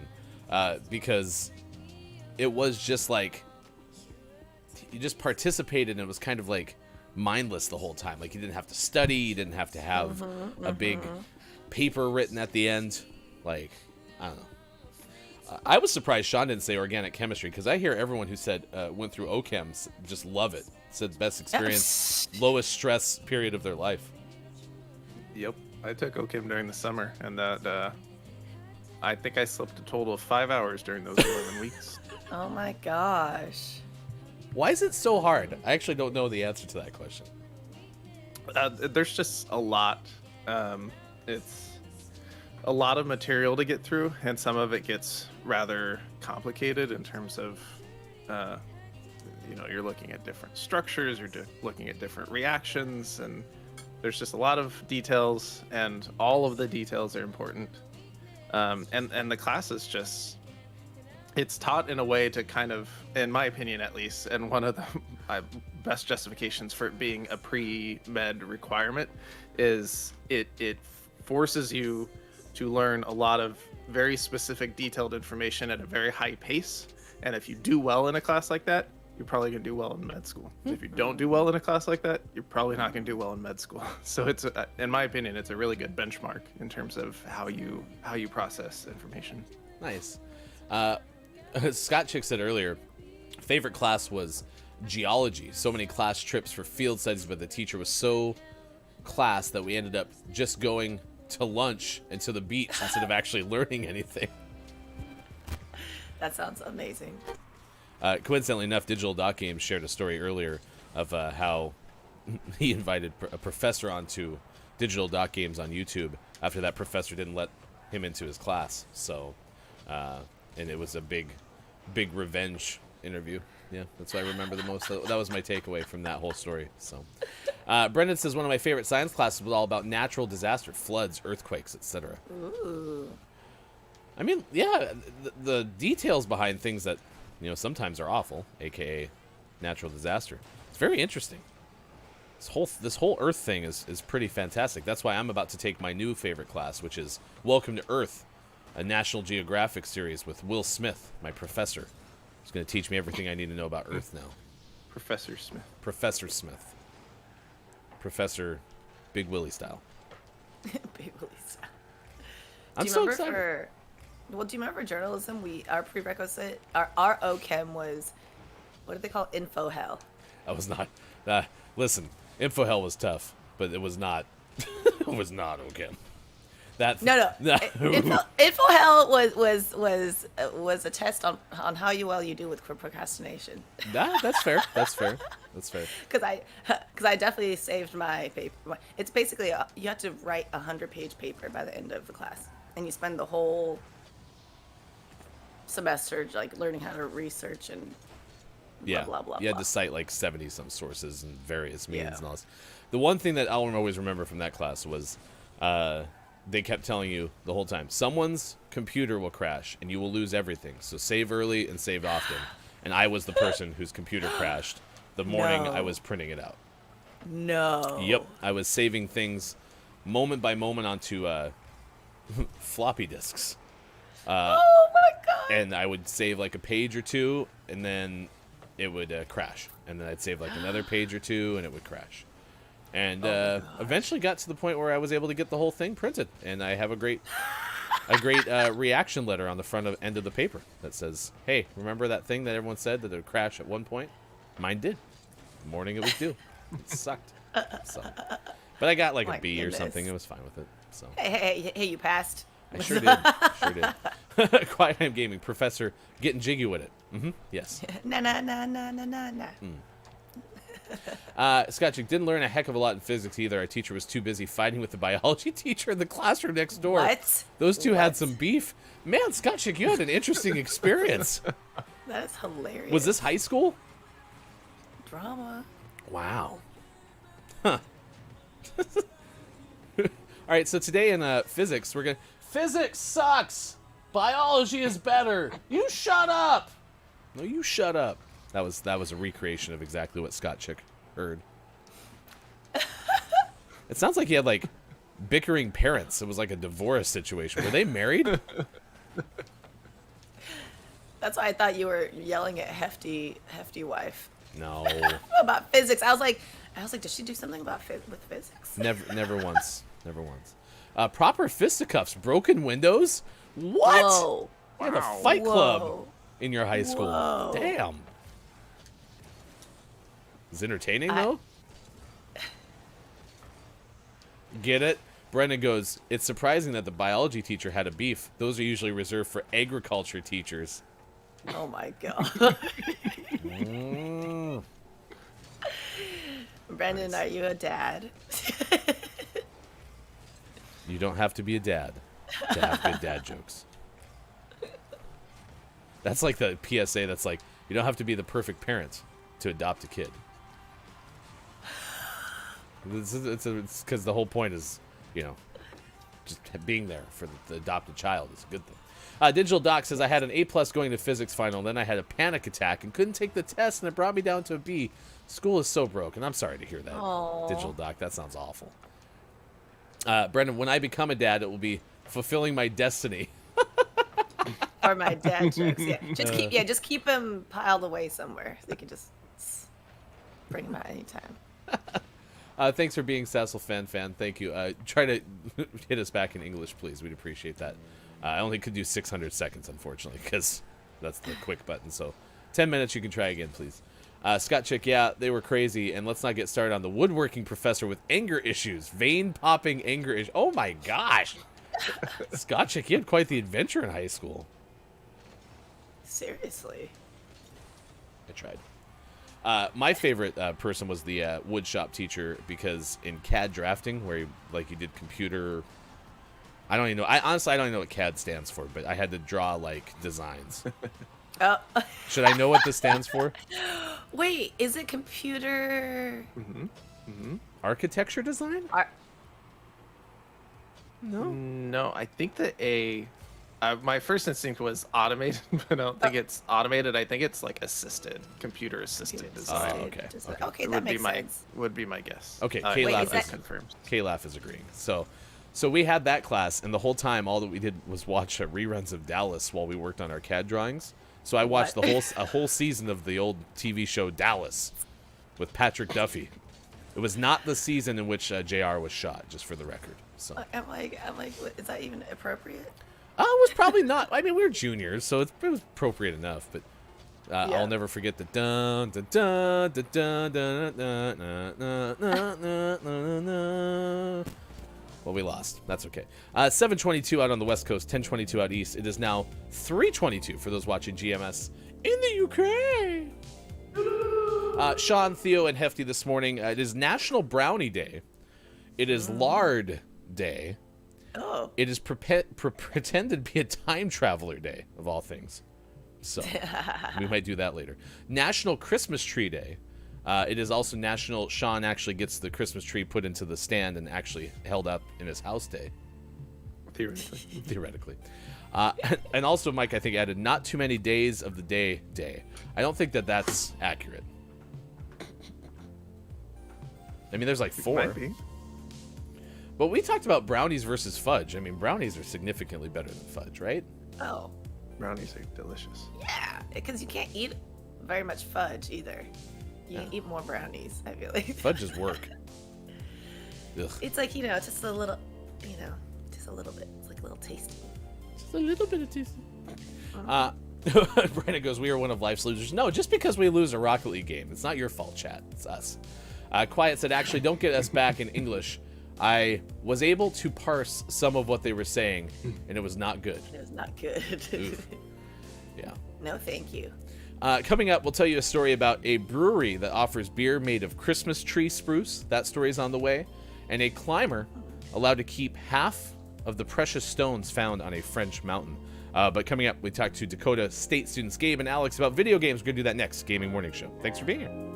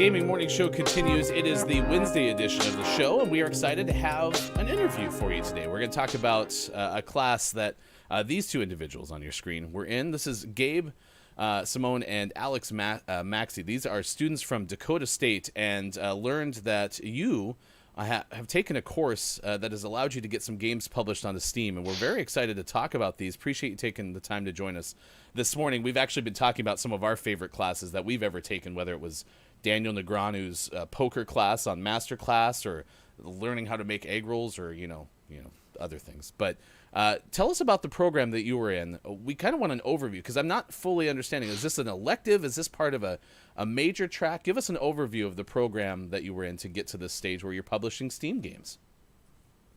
Yeah, I'll let Alex talk because he's currently in the program right now. So So it's an entire major track. So it's a 4-year program where you learn all of the different disciplines that you need to design games. That's art, narrative, programming, the actual like tenets of designing a good game, all that stuff. And you kind of put it all together and make some products near your junior and senior year. And the goal is to get them published out on Steam or other platforms.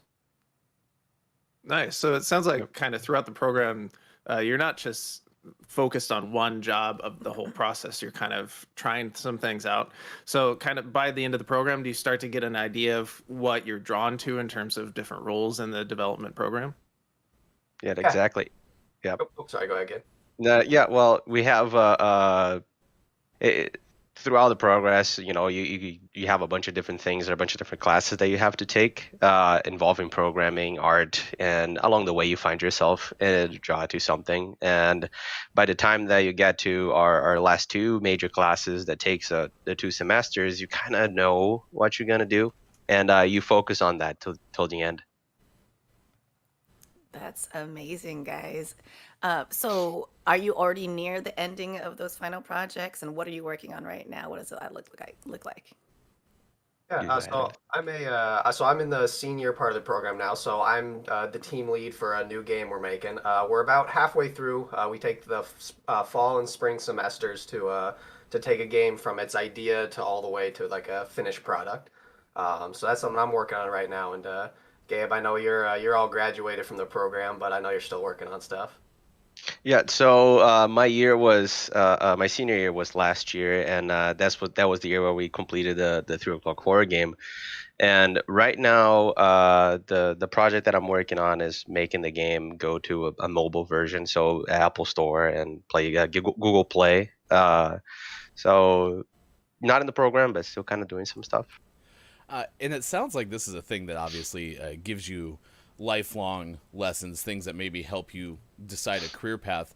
Gabe, I also read that you had made a game kind of focused around Alzheimer's disease. Tell us about that. Yeah, that's right. It's pretty impressive you guys got that, because it was such a small little thing. But well, a few years back, I wanted to explore a little bit more of game design, and I wanted to get into it and see what I can make. So I grabbed the first engine I could find, and I was like, well, I'm gonna make a story that is playable, something that I love in a way to have more people experience. And I worked on this project. It was really small. Didn't release it anywhere. It was mostly like a demo, and I had a few friends play. And eventually, with other classes topping into the things that I have to do, kind of hold that project dear somewhere else till I can make it justice, because I feel like there's more there that I could do now that I know more information and had the experience that I got with 3 o'clock horror as well. And you mentioned 3 o'clock horror. The other one is, am I saying it correctly? Miscusi? Yep. Yeah. Perfect. Okay, so Excuse me. let's walk us through these games, because we showed some screenshots. Let's start with Miscusi. What's this game about? Yeah, so Scusi is kind of following the exploits of the Scusi Man as he wreaks havoc across all kinds of different famous locations like New York, Venice, space. You name it, Scusi Man's there, just kind of up to no good. So the player kind of goes through and just has a task list you can try to follow, or you can say, screw that, I'm gonna go do whatever I want, go mess with people, all the fun interactable objects around the world. So it's kind of just a casual adventure, slightly puzzle game kind of thing. So it's a good little romp to mess around with. Wait, now, Miscusi, now, like, excuse me? Is that Yep. Okay. Yep. Italian excuse I me. just want to make sure. So is this character going around just be like, Miss Cousy, Miss Cousy, Miss Cousy? Yep. You can mess around with the different little non-player AI NPCs in the world, and you can either Oh my politely God. say "me scusi" to them, and they skid out of the way from you, or you can just punch them out of the way. Up to you. And It's a then- real Okay. choose your own adventure, I guess. I have to try this. Yeah. I have to do this. And then 3 o'clock horror. So 3 o'clock horror is a take on the skip the room genre. So it's you get into a place and you're trying to figure out what happened or how to get out of there or how to solve the problem that is happening. And you're following this protagonist who's writing a story, very Lovecraftian-like, on how to complete like his journey throughout the house until 3 a.m. And then 3 a.m. You stop the story. It sounds like a lot of fun. Sean does a show called GMS Plays. I could see both of these making an appearance at some point. Yeah, we might have to plan that. Gabe, Alex, thank you for sharing some experiences from Dakota State. Sounds like you've gone through these programs. It's definitely set a path for you. If anyone wants to keep tabs on your journey post-graduation and beyond, give us an idea how we can follow you. Where's some of the best places to do so? Well, I believe if you go to either the Steam page and you keep track on either our Steam page on what we're publishing, that would be the best way, or itch.io on for both our games. This is, I believe, the place that we're going to go to release new stuff. And we will do that. We have the links to both the Steam shops, as you mentioned, itch.io as well. Gabe, Alex, it's been a lot of fun to learn about these games. I'm happy that I stumbled across the information about what you've worked on, and best of luck in the future. Definitely check back in with us later on. Thank you. Thanks for having us. Absolutely. I like talking to students. It's one of my favorite things to get a chance to do because you have the opportunity to see kind of how this path is set, right? We all have an opportunity to be someone who learns at one point in our lives, and down the road it becomes something that impacts our future, and that's kind of the case, it sounds like, for both of these individuals. Those games sound like quite a bit of fun. I really do hope that they make plays. That'd be fun. No, they look fantastic. They do. Yeah, I added them, or I have them open in Steam right now. I'll get a hold of those after the show, and definitely plan a GMS Plays episode around them. That'd be fun. And I think it's worth mentioning, too, Kim Chica's talked a lot about this. With any indie game, small game, with really any game, if you wish list it on Steam, it actually does a significant amount of help. So if you like the description of either Miscusi or 3 o'clock horror, be sure to wish list them on Steam, because that does help small game developers. They appear to be free, too. I don't think either of them costs anything. So go pick them up, because downloading them is helpful. But then if you get a chance, play it and post a review with some feedback, whether it's great and you just want to share that, or you have some constructive criticism about it, post that too, because that's really helpful to getting more people to play a game like this. Is part of the challenge of learning. So go check them out. All right, that was Gabe Simone and Alex Maxey from Dakota State. I didn't realize Gabe had already graduated. I thought they were both current students, but that's kind of neat, too. You have Gabe, who obviously went through the program, and then Alex was still in the program. And so it sounds like there's a chance to stay involved after you're out of the program, which I thought was also neat. I like any opportunity where there's kind of a chance for mentorship, too. So that was pretty cool to hear. I like that. Yes, I just think it's amazing that we're living in a time where you can actually major in video game creation. Like, that's amazing. Well, I mean, we've had this discussion on the show before. I mean, back when I was a kid, I played a lot of video games. I'm talking probably from, like, I don't know, all throughout elementary school and probably until I was, like, halfway through middle school. And, the feedback that I'd get constantly was, this is going to be worthless. You're wasting your time, right? And in reality, if that had been embraced a little bit more, I might have gone that direction with something, right? And it's not too late. I mean, like, my life's not over, so I mean, I still can. But like, that might have been a passion that it would have developed, just as, like, sports ended up being for me to become a sports broadcaster. Sure. So I like the fact that I think anything that, this is coming from the parent point of view, anything your kids are interested in now, even when they're elementary school age, just try to embrace it. And if nothing else, like lock that data point away and be like, I remember when so-and-so was 6. They were really good at this, or they really seemed to enjoy this. So that down the road, when they're wondering what the hell to do with their life, you can be like, well, this is something that you used to seem pretty interested in. So I agree with you. I think it's neat that that's embraced at like the high levels of academics as well. It's neat. All right, it's now 7:36 out on the West Coast, 10:36 on the East, and 3:36 over in the UK. Let's take you to... I don't even know where this is, but it's about Christmas trees. You know, I feel like this is a story that, you know, Sean should tell, because Sean, of course, is our Christmas tree expert. Is that what you call leaning a tree against the wall? Hey, it didn't fall on mom-in-law, so I thought that was a pretty good win. If you missed it, yes. If you missed it, Theo, Sean's tree is so big, it's so massive. Everything in Sean's life is huge, like his deck. It wouldn't stand up in his little baby tree stand, and so it fell over. Oh no! Hefty stand will be here today. Hefty duty, hefty stands. Yeah, this is from Ethan Duran of Patch.com. Yeah, Ethan tells us about a Milwaukee brewery, which is going to release a beer brewed with spruce from the city of Milwaukee's Christmas tree at its tap room Saturday.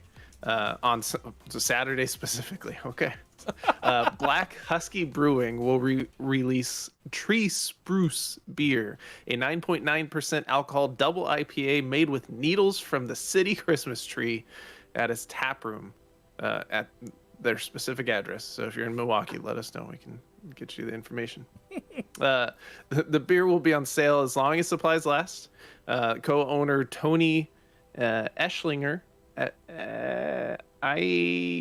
Chinger.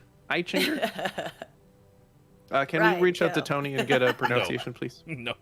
The beer release is through a partnership between the brewery and the city of Milwaukee. Mike Connell and Katie Major donated this year's tree and helped bottle the year's tree spruce. The Milwaukee Department of Public Works said in a statement. They proposed this on Christmas Day 2020, and Major's grandfather made the suggestion to donate a tree. So this is the second year they have donated a tree to the city. The beer is made with the help of the City of Milwaukee Forestry Department, and sales will benefit the Milwaukee Urban Forestry Fund, which supports planting trees at Milwaukee schools, parks, and other green spaces so they too can grow up to be beer. It's part of their mission. When I grow up, I want to be a spruce tree that makes beer. How amazing! Yeah, in my next lifetime, can I reincarnate as a tree that gets turned into beer? That'd be amazing. 9.9%. What is happening?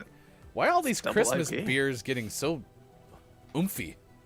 Yeah, that's a scientific term for lots of ABV. Oomphy. Oh no! Doopity-doo. I've got another alcoholic beer for you.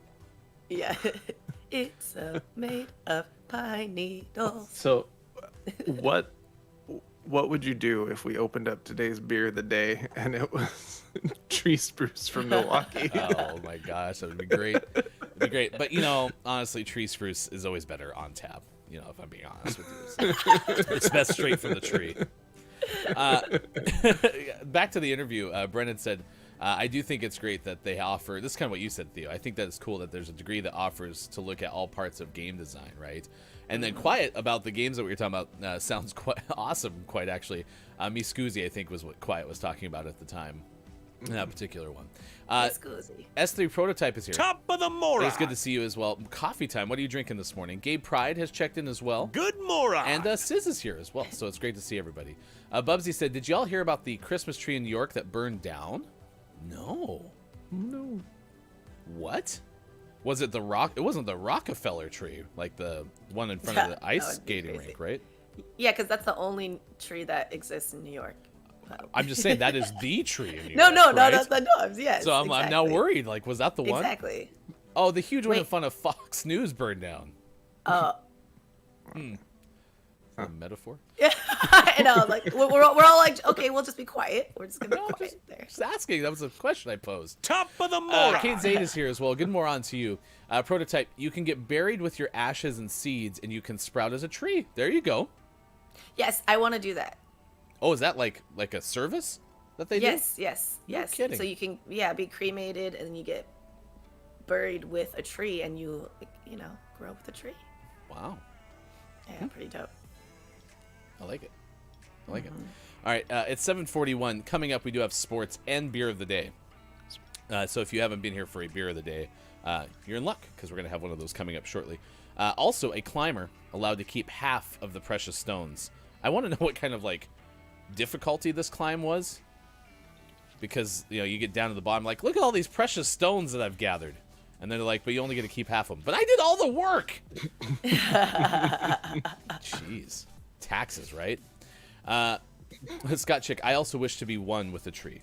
So do we have does anyone have a favorite tree? Evergreens are beautiful. I don't really have a distinction, right? I don't need to be under I live in noble spruce. LA, so palm trees. I love looking at palm trees. Are there coconuts on the palm trees in LA? Not the ones here. I like putting the lime in the coconut. Lime and coconut. I've got a lovely bunch of coconuts. Diddly-dee. Prototype, I like how the fox tree did not phase anyone emotionally. I know. We're all like, okay.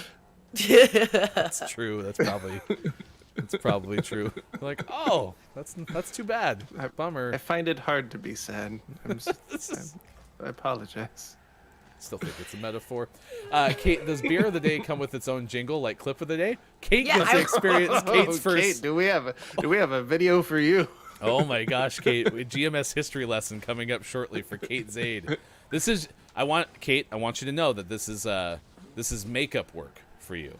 Okay, so if you only get half credit for this day in gaming morning show history. Prototype, I want to be a coconut tree. I'm brown on the outside and raised by white people. I think it's fitting. I love coconuts. They are so yummy. Aren't they? Don't you like coconuts? I do like coconuts. They're so yummy.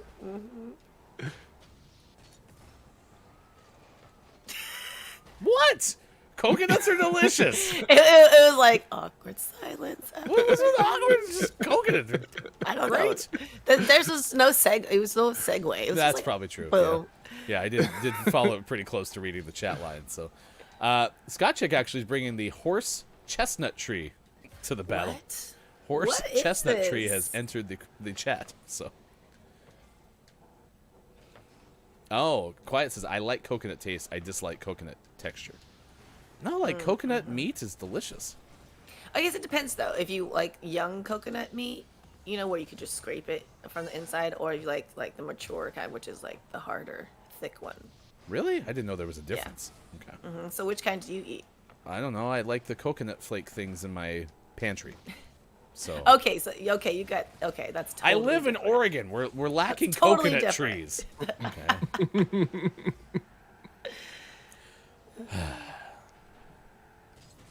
Oh, coconut water. Yeah, it's really good and hydrating for you. Prototype says coconut water is. So good. There it is. Thank Live you. gaming morning show. Kate Zaid, are you snickering at the word meat? Kate just said meat. Scott Chick, big leafy thing, provider of Conkers, many childhood memories of Conkers. It's now time for our long-running segment on GMS. It's what the hell is Scott Chick talking about? What are Conkers? Please. Big leafy thing, provider of conkers. Yes. Is this? Are we in an aubergine territory right now? I'm gonna guess conkers are pine cones. No, wait. It's a chestnut tree. This is a leafy tree. Never mind. Yeah, big leafy thing, provider of conkers. Conkers are big, really big leaves. Scott chick. Oh boy, it must be a UK thing. No, we're all very familiar with conkers. However, if you could explain what you think conkers are. Conkers are not pine cones. I know, I screwed up. Good moron to you, Chris. I mean, it's good to see you. Top of the moron. Brandon's changing his username to Aubergine Territory. Everything the light touches, we rule over, Simba. What about that shady area over there? That's Aubergine Territory. You must never go there.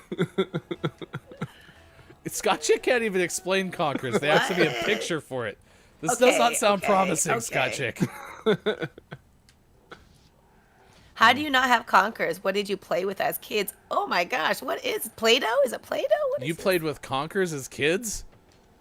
Played Conker's Bad Fur Day on the Nintendo 64. They refer to geese as honkers. So, I'm waiting. Is it a duck? I'm waiting for a geese sound. Go. No. Whoa, no, that's Affleck. That was actually Chewbacca doing an impression of a goose.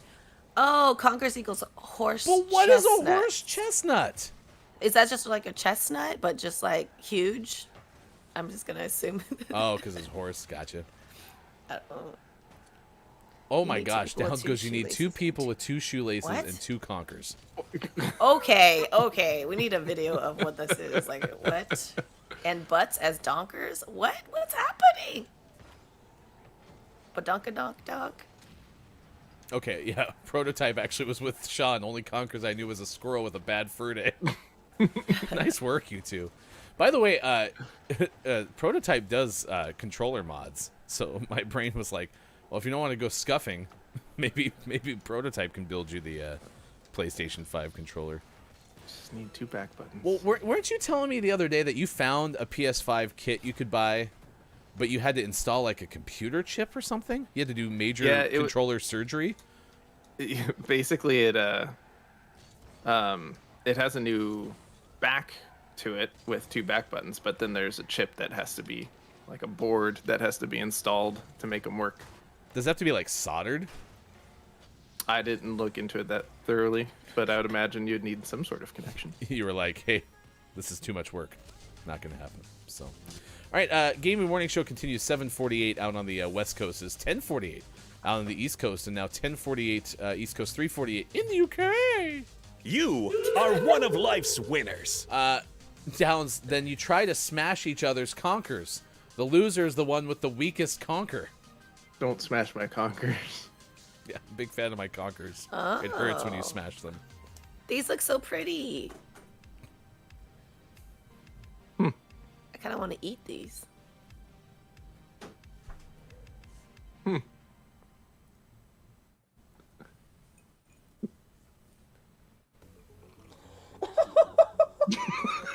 What? No, everything's fine.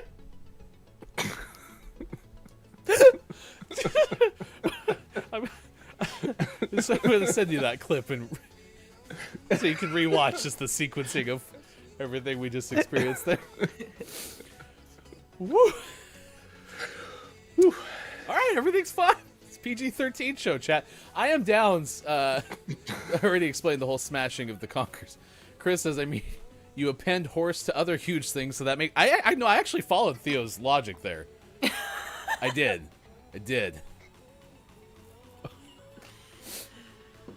Theo, you still don't know, do you? No, because I was literally, I was genuinely, I was like, yeah. I wasn't even listening to what you guys Well, were hey, saying, guess honestly. what? Today is Pretend to be a Time Traveler Day. Hey, I do that every day, so. So Down says, then you try to smash each other's conkers. The loser is the one with the weakest conker. Not my conkers. It hurts when you smash my conkers. They still look delicious. There we go. maybe some roasting, over a fire. No, please don't do that. That would be painful. Sounds like how you get me to tell you where the the secret agent is. Tell me who do you work for? Don't Don't make me roast your conkers. Oh no. Look delicious, she says. A lot of work would go into making the toughest conker, like soaking them in vinegar or varnishing. What are we talking about? Scott Chick. This was wow. This was your play to get Billy Thundergun, isn't it? Scott Chick. You can't eat conkers. You can't eat conkers? Yeah. Wait, are you sure? Everything's fine. Coming up on next Wednesday's Gaming Morning Show, Theo joins us from the kitchen while trying to cook something with conkers. Yes. Ooh. Can we make a beer out of them? By the way, I screenshotted this specifically to share with you guys, and I hope that it's still here. Look at this. Wait, can you see? Yeah, we see it. Okay. Oh, sorry, hold on. I need to make sure that I can see. Just put it right in front of your face. Yeah. Oh. There you go. That's perfect. Wait, someone else was making this on Instagram? So this is no, it was on like just on social media or whatever, and it was PBJ and cheese. Ugh, gross. Right, but it was similar to the PB and C, but this time they put jam with it. There's no J. No, stop it. Who's up for some peanut butter and cheese sandwiches? But you just found that on a random Instagram? Yeah, it was on Snapchat, and I feel like it might taste good with jam though. Coming soon from GMS, Conker's IPA, 6.9% APV. Nice. All right, it's time for sports. All right, yesterday, did the Mets win? No. I'll agree. Okay. 2 votes for no. Actually, right now, baseball's locked out, so nobody wins. So you're correct. Correct. No, there are no winners in the lockout. No winners. Okay. However, your Calgary Flames lost 5-3 on the road to San Jose. Second straight regulation road loss for the Calgary Flames, which has been unusual this year. This is where it starts. It's okay. I know we kept saying down. it was too good to be true, but hey, we'd rather have the lull now than win the Western Conference best record and then lose in 5 games. So True. I was getting excited when it was 3-3, and then it fell apart. your Los Angeles Lakers, a 117-102 win over Boston, both teams with 13 and 12 records now. There's that. It's good, right? Nice. Go Lake Show. No word on how birthday boy Dwight Howard performed yesterday. So, yeah. What else? Olympics. China will take part in men's hockey tournament at the upcoming Winter Olympics, according to the Associated Press. There were initial concerns with the team would be embarrassed on home ice against NHL-level competition. That's the opening paragraph. I read that verbatim. The International Ice Hockey Federation confirmed China's participation Tuesday, avoiding what would have been an unprecedented removal of a host country's team for performance reasons. Mm-hmm. I did not know that. Has China never fielded a hockey team before? In the Olympics? Yeah, I mean, it sounds like this is like a new thing. Yeah, I don't think they've ever had a national team, at least not at like the Olympic level. Okay. What else is going on? CJ McCollum of your Portland Trail Blazers actually has been diagnosed with a collapsed lung. Will be sidelined indefinitely, injured in the final quarter of Saturday's loss to the Celtics. Listed as probable with a rib contusion from Monday night's game, but then did not play. And then the team were able to check with a CT scan and reveal that McCollum has a collapsed lung. That sounds... There's few injuries that sound as painful as the word collapsed lung. That's not what lungs are supposed to do. So, like, your lungs are kind of inflated. Mm-hmm. And so then... When they're not, they're collapsed. And then you can't use them, right? Or it's harder to use them. Right. Okay. It's usually not, especially in a situation like this, it's probably not the entire lung. It's probably like a lobe of the lung, but still very painful and decreased ability to breathe. And breathing's important for sports. It's the Lisa lobe? Science. Lisa lobe? You say. You can't breathe when you want to. So.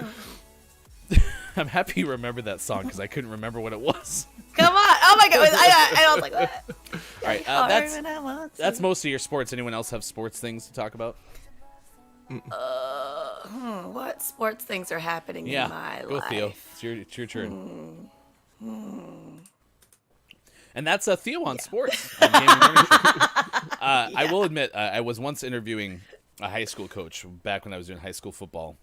We do like a game of the week. So in the area, there would probably be like 10 or 12 high schools. So we do one game a week on the radio. And I'd interview and all that stuff. And we'd record it before the game starts. And we'd play it back in the pregame show. And I asked about a particular player. And this coach is like, oh, yeah, no, that player's out this week. It's going to be tough not to compete with him. But, we'll figure it out. I'm like, oh, no, what happened? He goes, oh, he has a twisted testicle.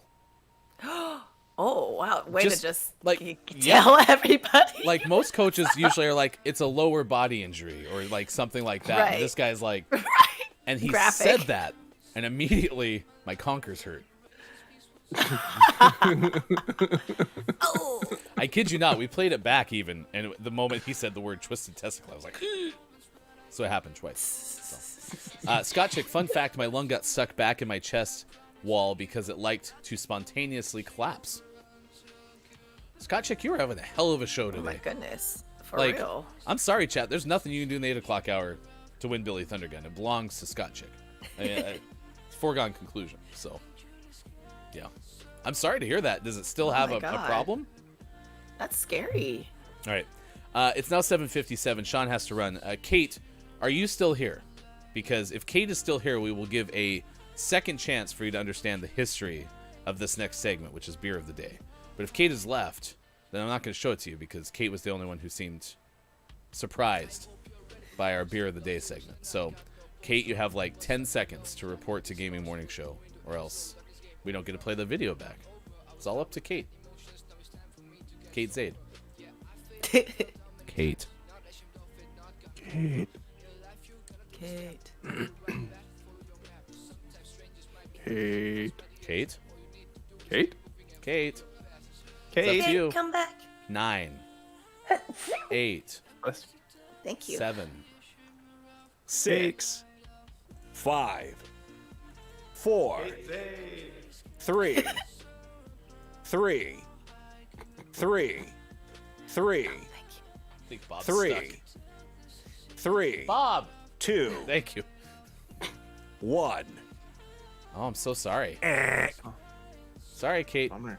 I guess some other day. Okay. We'll have to show Kate the history of Gaming Morning Show. However, we still get a chance to do the thing, which is it's time for the beer of the day. The beer of the day. Hey, look! It's the beer of the day. Ooh. It's not a small one. Another hefty Yeah, bottle. It looks yeah, that's what I was to say. It looks like a hefty bottle. It's a winter ale. Brewed by Frime. Frime? It's Phlegm? Frem, I believe. It looks like this before it disappears. Oh, yeah. I like that Oof, logo. fancy. Oh no, fancy. there it's leaving. It's gone forever. Goodbye. And it says, like I said, it's a winter ale. It's 7.5%. Cozy up to the fire with a pint of Frime Winter Ale and gift your taste buds with aromas of spice, orange zest, caramel, and a lingering scent of spruce tree. Oh, stop! Stop it! From Milwaukee. Stop! I'm just kidding. How Man, amazing! It's from Hood River. Oh, nice. Nice. I feel like we need to send Kalaf a beer advent calendar. Kalaf has Oh, researched 100%. all of these. It's ridiculous. It's great. The prophecy, Brendan The says. prophecy. The prophecy is complete. Yes. That's great. That's great. We did it, That's such a chat. good one. We did it. There you go. Hearty or hefty? I think it's hearty and hefty. It's a Yeah. big bottle and Yes, it's a both. hearty beer. Both. Man, I want to try that one. Yeah, you guys have to tell us what it's like. Well, I'll see you on Sprucey. Friday. I'm out the next 2 nights. I'm sorry. Boo. Well, Unless you know how it is. that's no. Wait, we'll do this together. All right, Sean has to leave. Theo and I will be back on the other side. We'll play some community games. We'll have Gaming Morning Show, Morning Gaming Renews, where we recap the headlines of the day. Clip of the day, takeaways that were pretty okay, chat, something you learned from today's show, of which there's been many. I hope that they all centralize around things you learned about Scott Chick today. Scott Chick. Oh, bye-bye, Bear. Today's been Conkers. Yep, Bear gone. Bear gone. Bye-bye. We'll miss you, Bear. All right, Theo and me on the other side. Sean's going to go do some cool stuff. We'll see you in a little bit. More Gaming Morning Show on the way. Sean. Facebook Gaming, Bye. Twitch, YouTube, Twitter, and a Gaming are we Morning doing Show. TV? Yes, we're going to do the meditation break. I definitely didn't forget. Jeez. Okay, I kind of did forget. So let me cue you up here.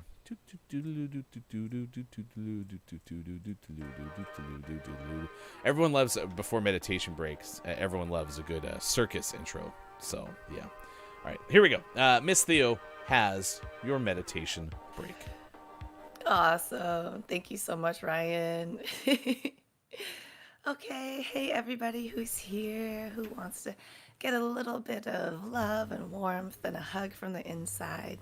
Go ahead and just find somewhere comfortable to sit down or lay down, whatever feels good to you. This is all about you. So as we settle in there, let's go ahead and just take 3 deep breaths in and out. Inhaling in through your nose. Exhaling out your mouth. Releasing anything that you're thinking about before this moment. And releasing the thoughts that you have to think about after this. So let's inhale again. Through your nose, filling up your lungs. Exhaling out of your mouth. Feeling those shoulders just relax with your exhale. One last time, inhaling through your nose. Filling up your lungs, your stomach, your back, your whole body. And now exhaling it out your mouth. Oh, yeah, letting it all out. Just let it all out. Shaking off parts of your body, your hands, your legs, anything that needs a little bit of shaking off. Awesome. Let's go ahead and put those arms to your side.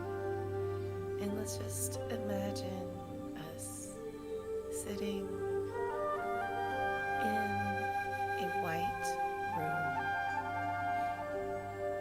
About the size of your bedroom, whatever size that may be. Just imagine you sitting there in a quiet, white room, in silence and in calm.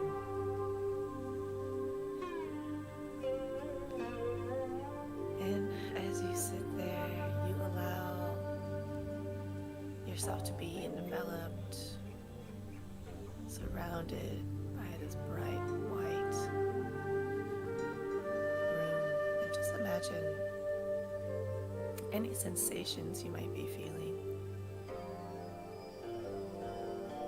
Stillness, calm, serenity.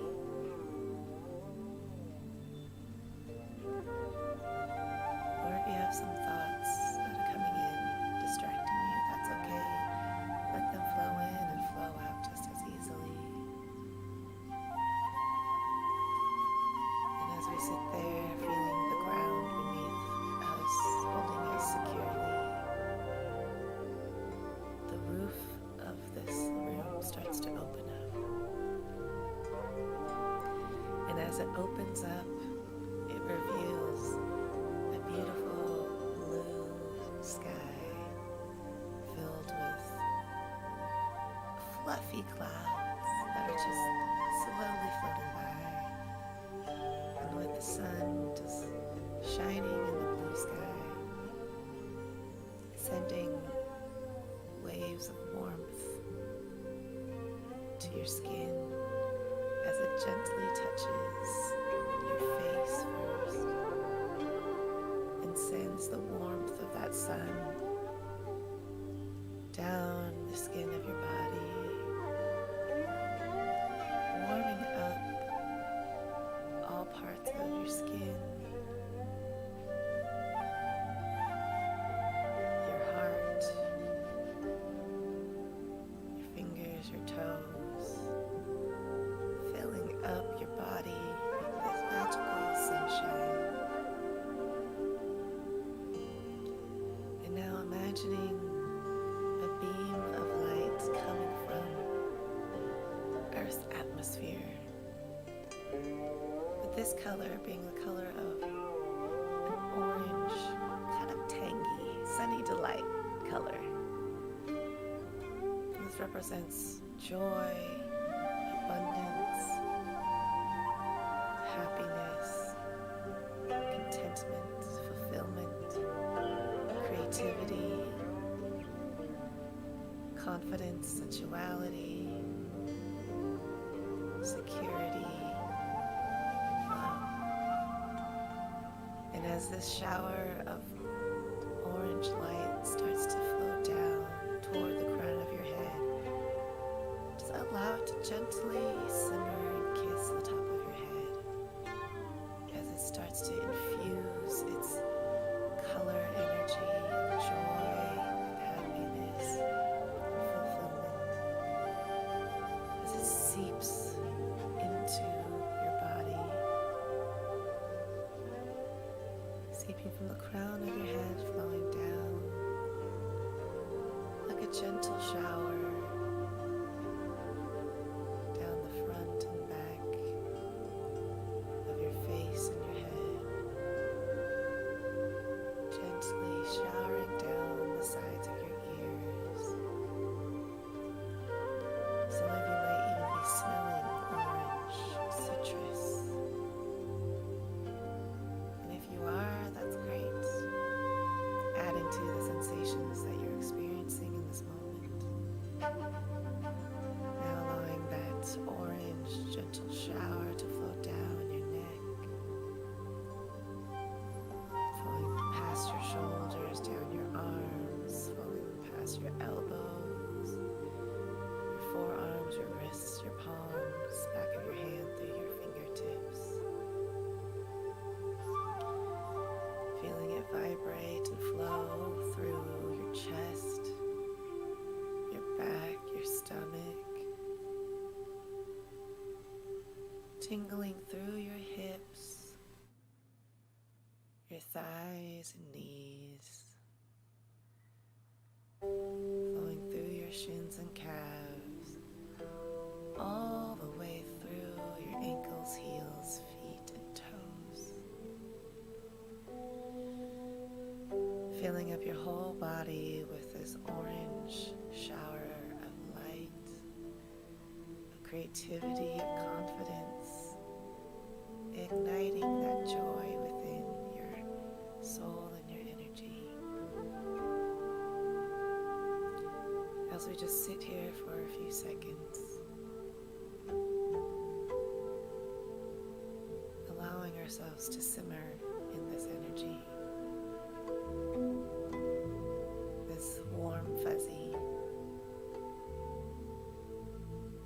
It's like a warm cup of tea or a hug from the inside out.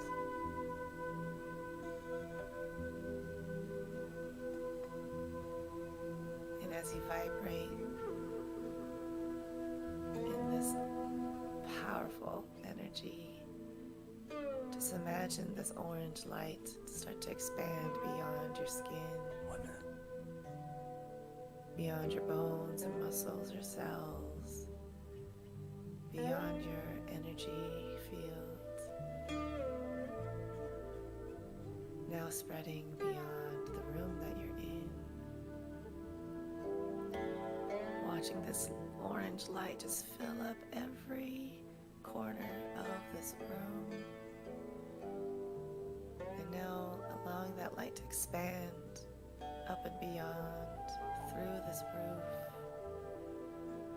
up into the sky, flowing through your neighborhood, to all of the houses, to the neighbors around you, above and below you,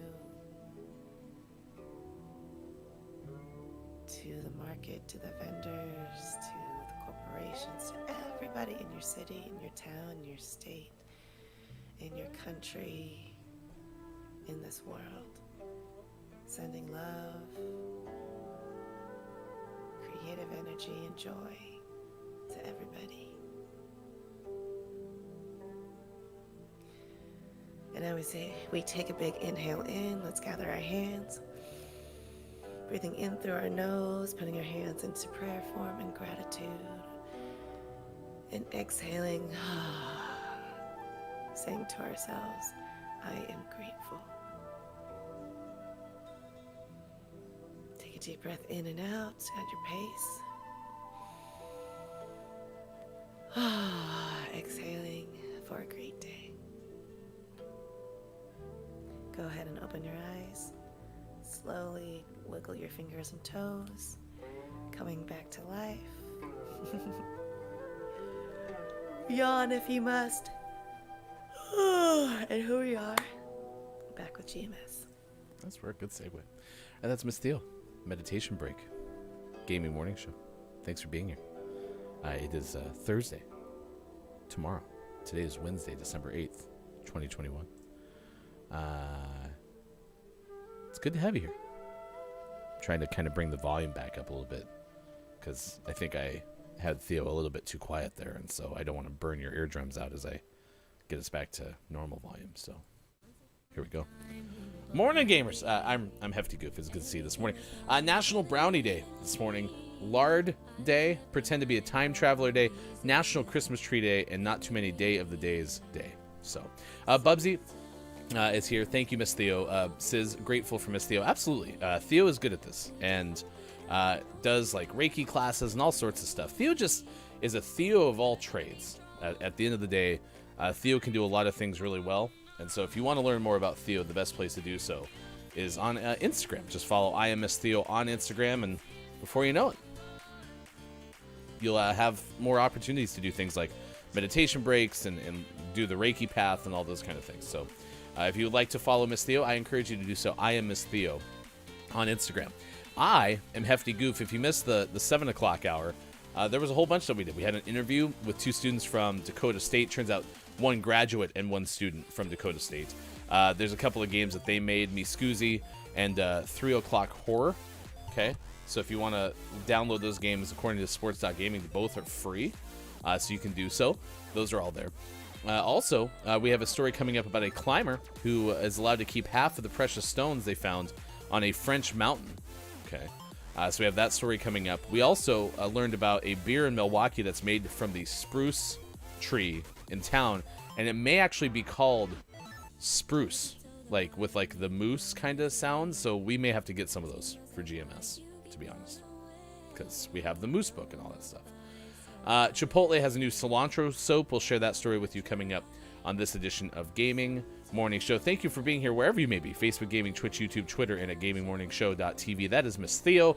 I am Hefty Goof. Again, big thanks to Gabe and Alex for joining us earlier in the show. We'll post that on our YouTube coming up probably later today, if not later this week.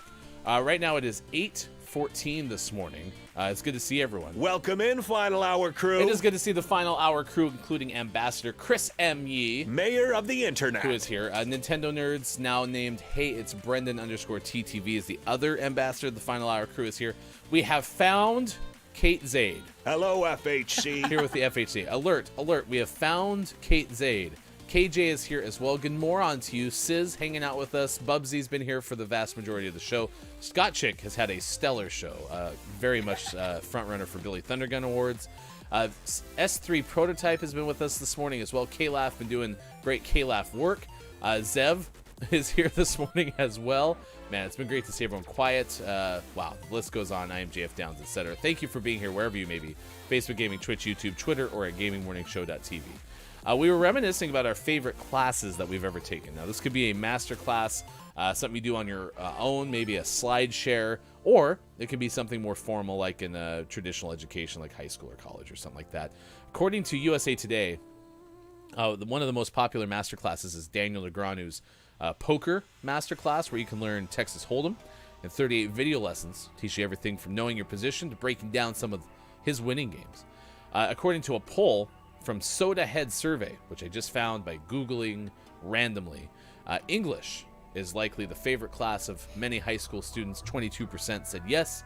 Overwhelming math was 40% to be the least favorite class. 40%. I mean, that's in line with me. I was always much better with words than I was with numbers. You're better with words than numbers, Yeah. or worse? Math is hard. Math is incredibly difficult. And you've seen how great I am with words. So could you imagine how I am Yeah, with that's math? all I was like, wait, did you say? Listen, you know. Just want to be clear. These Just want to be clear. These mispronunciations, okay, name one person on the internet who can mispronounce words like I can. Okay. That's an elite level of mispronunciation. You should get an award for that. Yeah, I should. Damn it. Mispronunciation counter on point. Miss Theo, thank you for being here. Everyone's loving the meditation break. How can people find you? And specifically with Reiki, what are some of the things that you have done to help people explore that world? Oh my God, thank you so much for asking. This is a great segue because I'm actually doing a special holiday deal, 50% off on my Reiki sessions, because, you know, I feel like the holiday times especially are just times that people are maybe lonely or going through a lot of things, experiencing loss in this past couple years. And Reiki is, for those who don't know, Reiki is a form of energy healing, and it's a great supplement to other types of healing that you're doing. It helps with physical, mental, emotional, and spiritual. My specialty is actually to help activate your heart and voice. So when we do sessions together, I tend to see things that your higher self may want you to address. So sometimes people do come out of it feeling a release, crying, or feeling like they just had a whole massage, but without me even touching them. So it's really beautiful healing experiences. So if you would like to do it, just DM me on Instagram. I am Miss Theo, and I will send you the special rate. Actually, even a more special rate for the GMS family here. If anybody wants to try, it's normally $150 for an hour, but for the GMS fam, I'm more than happy to do it for $50 or donation based. And I don't want this to limit anybody who feels like they need healing for themselves, for a friend, a family member, a colleague. If someone needs it and you just cannot afford it, reach out to me anyways. We'll figure something out, because it's more important that you get the healing that you need than not at all. So you can find I Am Miss Theo on Instagram. Thank you so much for offering that to everyone here with Gaming Morning Show. Favorite classes, Sis says, I took a philosophy class on a whim for a credit. Ended up being one of my favorites. The old grumpy professor really sold it. Like it. Like it. Kate Zaid, my intro to weapons of mass destruction class was fun. what? So, Kate, all I can think in my brain is this is how you make weapons of mass destruction. What was the class about, please? Yeah. I took a science class that taught us how to plan and carry out chemical weapons attacks. Kate, Interesting. you are absolutely a gem. You've had a life. Gabe Pride, my favorite class I've taken so far is environmental geology. Oh yeah, Gabe is currently still in school. So thank you for sharing that with us. Environmental geology. Maybe you like this story about the French climber that got the precious stones. What else is going on? Sis said that sounds like something you'd said, Kate. And then you have Pickle Feets. Good moron to you, Pickle. Hello, FHC. It is good to see you this morning. Sis says you are an angel, Miss Theo. Oh. Love ya. KJ, favorite class, restaurant management with Chef Vu. Oh yeah, culinary arts student. The one, the only KJ, official culinary expert of Gaming Morning Show. So That would be fun. I've always wanted to do actual chef classes or cooking classes. That would be fun. see, for some reason, I think you'd be great at that. I think I would enjoy it a lot. Yeah. Let's see. Gabe Pride graduating in 2 weeks. Let's go, Gabe. Oh my gosh! Yay! Do we put on the vitamin C graduation song? Wait, how did that As go? we go on, Wow! we remember Remember all the time we that had together. Yeah. Oh my God! Keep going. As we go on to forever, we will always be. Graduation. Okay, I lost it. I have no clue. What That's the last that's part actually way more than than I even know. So And then I just remember the beat. Dun, dun, bum, ba, dum, bum, bum, bum, bum, bum, bum, bum. Like vitamin C starts like it's not rapping. It's like talking, singing. sing talking. Yeah, sing talking. All right. I took a class on B movies, according to Pickle Feats, and had to make a Interesting. purposefully bad one. Interesting. Yeah, Theo and I once made a clinically acclaimed film called. Gosh, do you remember what it was called? Something hell. Yep. Down to hell, back to hell. Yeah, Theo played a character who ends up going to hell for a brief stint of time. So. Was it me? I Yeah, don't you remember went. much. I rode an elevator, got off You're the right. elevator. It was I extremely remember- hot. Yes. A friend of ours played the devil-like character. I played the creepy landlord. And somebody else played something else. I can't remember what that person's character was. Please tell me we still have a video of this because it's definitely- probably so bad. It's I probably definitely have it. so bad. 1,000% I have it. So. This is when we just did not know what the heck we were doing. Well, at listen. No. It wasn't that bad. Okay. Like we did a pretty good job, all things considered. So. Yeah. I mean, compared to now, oh man. I'll work on trying to make it something that I can share. I just got to get to a place where I can do that with all the other stuff I got going on in terms of how much you know about me, chat. But once I do, I'll definitely share it with you. So. All right, what else is going on? So this goes back to the WMD class. The intro to WMD was just about the different types of WMD and international regulations on them. Okay.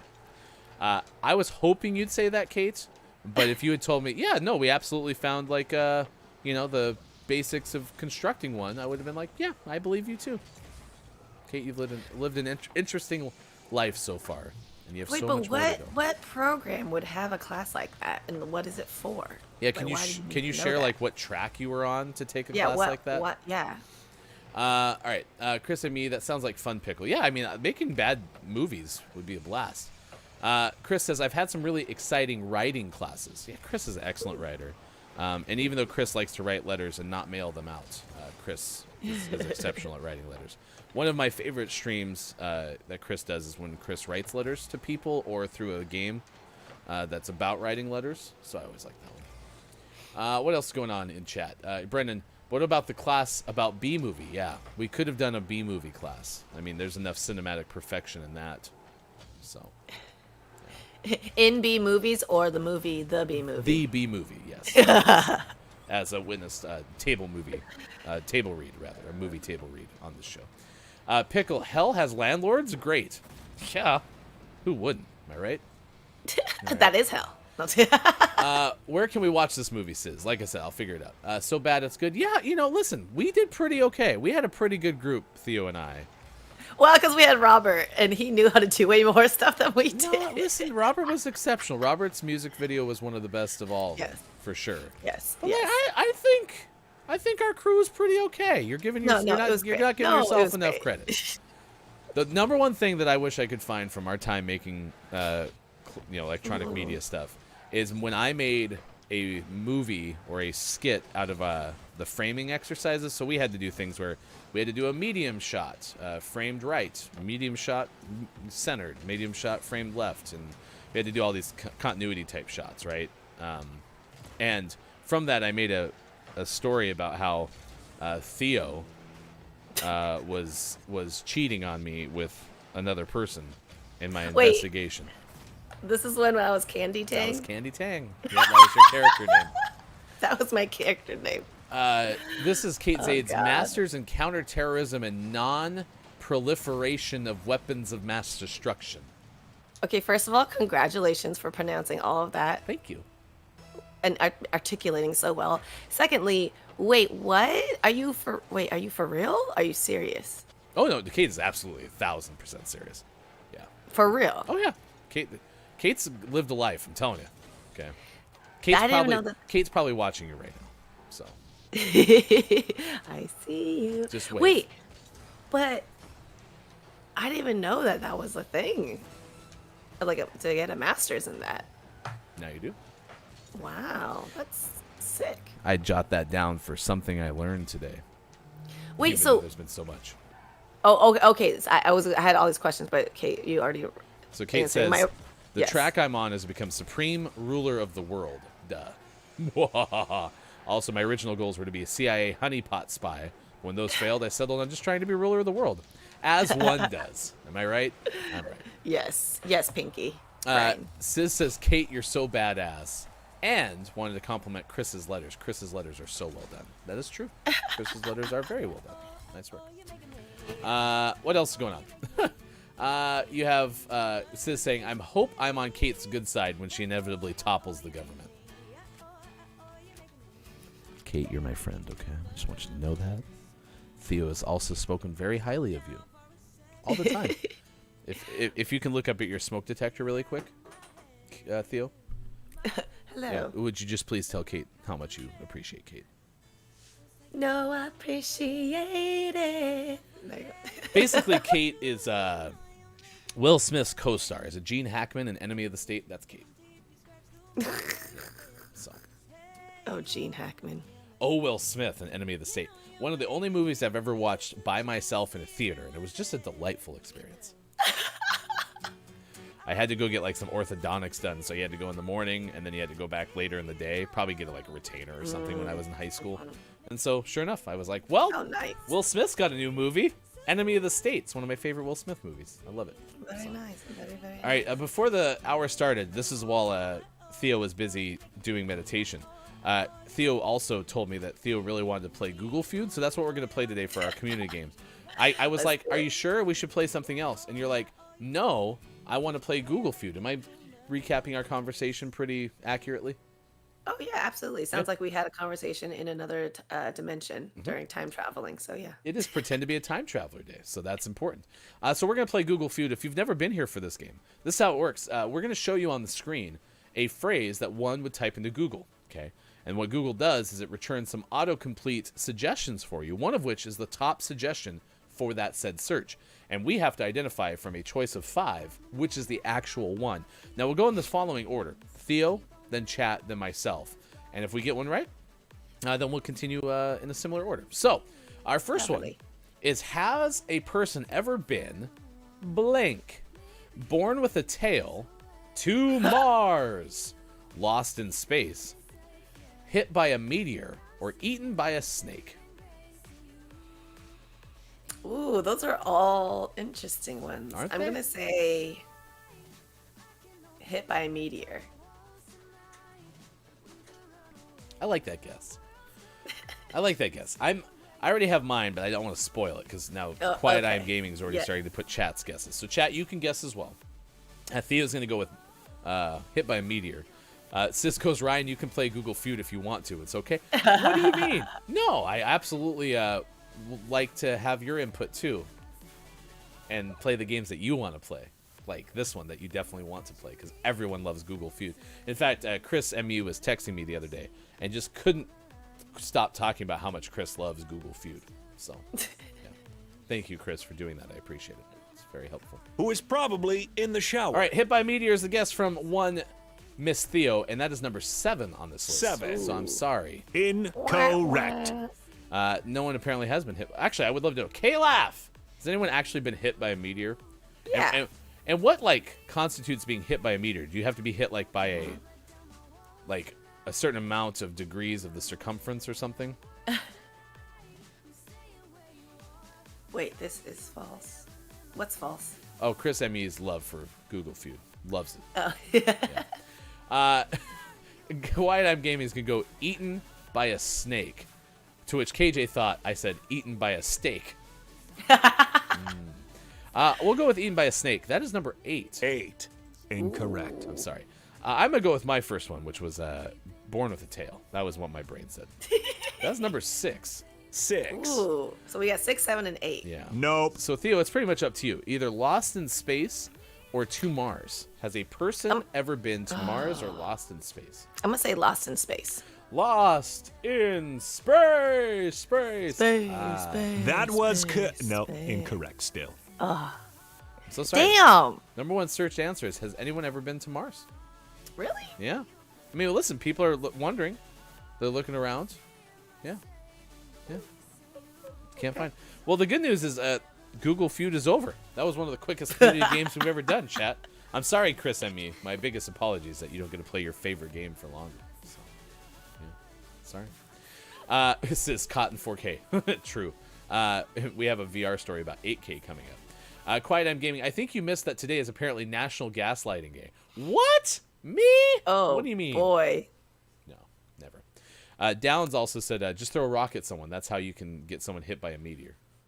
So, yeah. Brendan goes, I did hear Chris was thinking of incorporating Google Feud into his streams. That was the word on the street. I had heard that too. That's interesting that you heard the same thing, Brendan. Yeah, Chris just is so excited to play Google Feud on Chris and Me's stream. In fact, let's shout out Chris and Me, because Chris is likely streaming tonight. So maybe tonight at 6 p.m. Pacific time, you'll have an opportunity to watch Chris and Me play Google Feud. You never know. You never know. K-Laugh says, to date, Ann Hodge is the only person to have been hit by a meteorite, on record, at least. Are you reading the Ann Hodges story right now? No. I had a random thought that if I started a Twitch stream and I just had it where I was just eating dinner with you, would people show up? Sorry. random thought. Chat, you can answer this with me, but yeah, absolutely. Yeah. Really? Oh, yeah, people would absolutely. We've watched Chris and me seductively eat cheesecake at Disneyland before, so. I'd play that clip, but my computer would break, so I'm not going to do that. Amazing. Okay, Ann Hodges is a liar. Wow, Downs is very angry at Ann Hodges. A liar? Why? Yeah. Chris is streaming tonight and says it's theoretically possible there could be some Google Feud. KJ confirmed that yes, KJ would come watch you eat. And so would Downs. Yeah. Oh, okay, perfect. Dope. So tonight at 9 p.m. Pacific time, it's Mukbang with Miss Theo at twitch.tv/. Yeah, I was thinking that. Yeah. I'm doing the mukbang thing, So but gross. I don't know if I can eat that much. All right, let's take you to France. This is a story from Ben Hooper of UPI. Our good friend Ben Hooper, former guest of the show, writes all sorts of odd news for UPI. It's a website that you yourself can find on the internet. Let's take a look at what happened to this person. There's a climber in France. Okay, you don't happen to have this one in front of you, do you? I can. We'll have Theo tell us the story. This is, again, going to France. The headline reads, Climber allowed to keep Where is half this of at? precious stones found on French mountains. It's going to be right above the Gaming Morning Show Morning Gaming News. 6:00. What time? It's going to be between 6:04 and 6:09. Thank you. I was like, what? This is the geography of the GMS Rundown live on Gaming Morning Show. But, Not the Cilantro's new show. Oh, we're so. we're coming up with that one. That one we'll tell. So it's before that. It's before It's that. after that. Third one after down. that. Brewery climber allowed. There we Here we go. Whoa! You want me to read this bad boy? You got it. Okay. They're green. They're tiny. Climber allowed to keep half of precious stones found on French mountain. December 7th, a municipality in France said a climber who found $168,000 worth of precious gems on a mountain will be allowed to keep half of the find after the original owners couldn't be located. Oh, wait, hold on. The Chamonix Mont Blanc Council said the climber found the cache of emeralds and sapphires on Mont Blanc in 2013, and a years-long search for the original owners or relatives of the owners came up empty. The stones had been transported on board an Air India Boeing 707 that crashed on the mountain in 1966. Wow. Authorities said. Okay, it was unclear whether the owner had been aboard the plane when it crashed. The council said gem experts were employed to equally divide the stones between the climber who found them and the council. which will display its half of the stones at the Chamonix Crystal Museum when it reopens following renovations December 19th. Oh, Wow. Okay, that's interesting. I like how there's this plane that was carrying that many emeralds and emeralds and rubies, emeralds and sapphires. Yeah. Oh, okay. Yeah, that makes so. I thought maybe they just like came across it in like in like a natural state. Yeah, like I don't know where these are found, like a mine or something. Listen, I don't know anything about precious stones, Yeah. but that's what I thought it was like. Just climbing along, it's like, oh look, an emerald. I'll keep that. And then they were like, no, you only get half of that. Whoa. So the climber Whoa. clearly didn't do all the work. What a find, though. How interesting. Yep. This is what Chris M.E. says. Why did the local government have any claim to half the value of those Right. gems? Right. I was wondering is what government. exactly, and I wonder if it was like government land or something. What's yours is mine. Sincerely, the government. Oh yeah, pretty much. It is your privilege to be here. Thank you. Yeah, all of that. Love you think the government. You think you own your house? Think again. Eminent domain. Thank you, the government.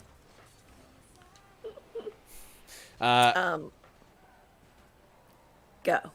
Theo, I legit used to stream from restaurants when going out to eat. Yes, I believe this is how Chris M.E. first started on the internet.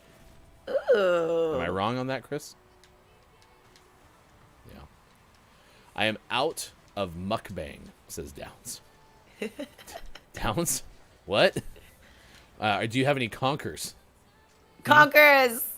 Oh my God, mukbang conquers. What should I eat, you guys? What should I eat? Tell me what I should eat.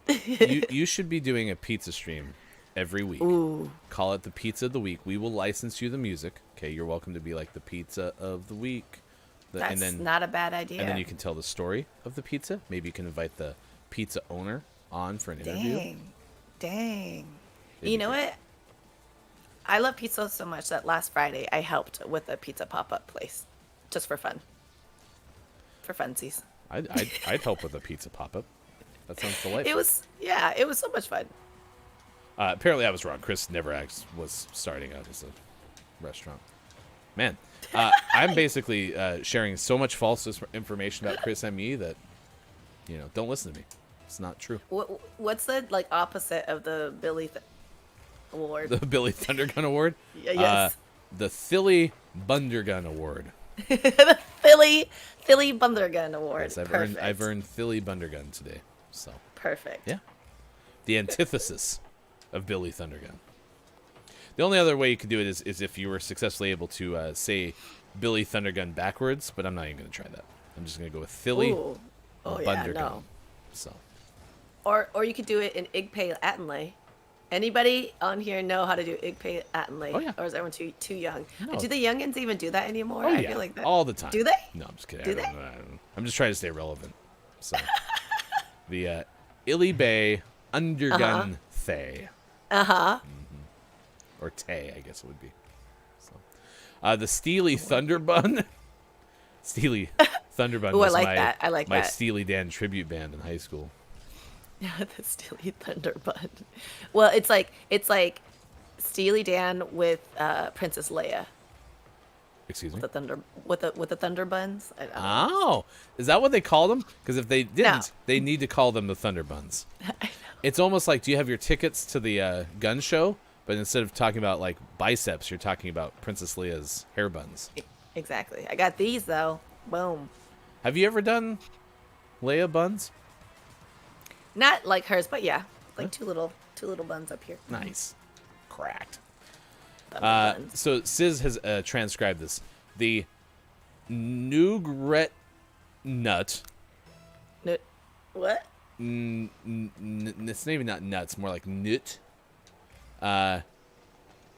Yilib. Where's Missy Elliott when I need her? Translate. You've heard that. You're so more musically inclined. I was probably late to the party where do my thing, flip it and reverse it was her saying that same line just backwards. I had no clue about that. I watched a Watch Mojo video and I was like, that's freaking awesome. Right? Mm-hmm. I know. Clever. Very clever. Man, Missy Elliott had a run. Oh, she's back. She has a new song. But I mean, like, that stretch, though, like, those Oh, 5 no, years, for sure. like, cracked. I don't know if there's something Missy did that I didn't like. Right? Yeah, I love. Missy Elliott is the best. And that's why Missy was obviously making her own records, but also was still, like, helping others with theirs, right? Like, that never stopped during, like, the late 90s, I assume. Yep. Yep. Music videos were, like, innovative. She was super creative. Yeah, absolutely. I can't stand the rain. Oh, Sis can do ABCs backwards, too. Can you do that on the fly? If you ever get pulled over, that's good. Isn't that one of the tests that they give you for like DUI? It's like, it's like ABC backwards. Uh-oh. I feel like people can't even do that like sober. Can you do it? I was asking. Z Y X B U T S R. Oh. I actually think you're doing a great job, but you have to be a little faster than that. So. But yeah, try to even do it like sober. Can't even do it. ZYXVW TSRQP ONMKLJIHGFEDCBA. I think I was pretty close. It seems a lot shorter when you say it like that too. I always screw up K and L in the actual like regular. No, J and K. I always have those two backwards. JKLMNOP. In like going the right way. So. I think they breathalyze you now. Thank you, Sis. As opposed to making you do the. Have you ever seen that Reno 911 skit of the cop and then they're like doing a dance routines? Have you ever seen that skit? And so she's like being like, okay, so this time you have to do a pivot, Perrier. I don't know. I'm just making up musical things that I think I know about with dance. Yeah, Perrier, like the drink. Perrier. Yeah. It was have a sparkling water and then continue on with the test. And so at the very end, he makes a suggestion, and then she says something about it, and he's like, "Oh, it's not I'm a dancer. I'm just drunk." And she goes, "Oh," and then he gets arrested. So because he admitted to it, it's hilarious. Amazing. Pickle Feets was on the same wavelength as you. Perrier, the water. Yep, exactly. Because it is supposed to be HIKJL. Oh, get it? KJ. Get it? Lunch. It actually says, hi, KJ Lenop. Lenop. Lenop. Bubsy said, Pata Beret. Was I close? Pata Beret? Pata Beret. Wait, what is that? That might be a Pata dance beret. term. Oh, Pata Beret. Yes, it is. Sounds like a dessert. Like, after this meal, I'm going to have some Pata Beret. Sounds delicious. Wait. Bubsy, you like really spelled that out so well for Ryan and I to actually like pronounce it correctly. You should see the requests that I have of people when I get pronunciations before games, where it's like, can you spell that out for me? Not in the like true phonetics way. Okay, I just need you to make me so I can read words that make me say the name. Okay. Totally. Yeah. So like instead of yours being like spelled phonetically, I'd be like I'd have you write a capital O. And be like, O is the last sound. Like, not phonetically or anything. Like, don't give me an accent mark above something. Like, I need a good old correlation. O. Yes. Just a gigantic O. Even if you spell OH, that'd be fine. Kate Zaid double down on Pata Beret. Bubsy, do you have a dance background, out of curiosity? K-Laugh, William Lightning Knife is the opposite of a Billy Thundergun Award.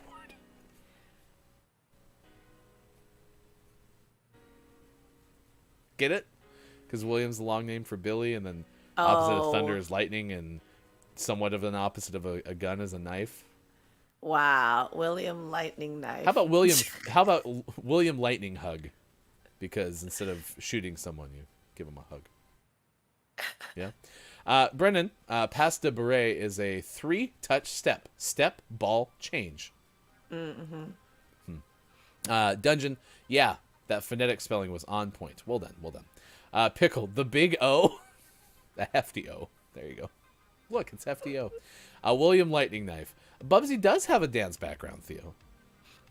Makes sense. Cracked.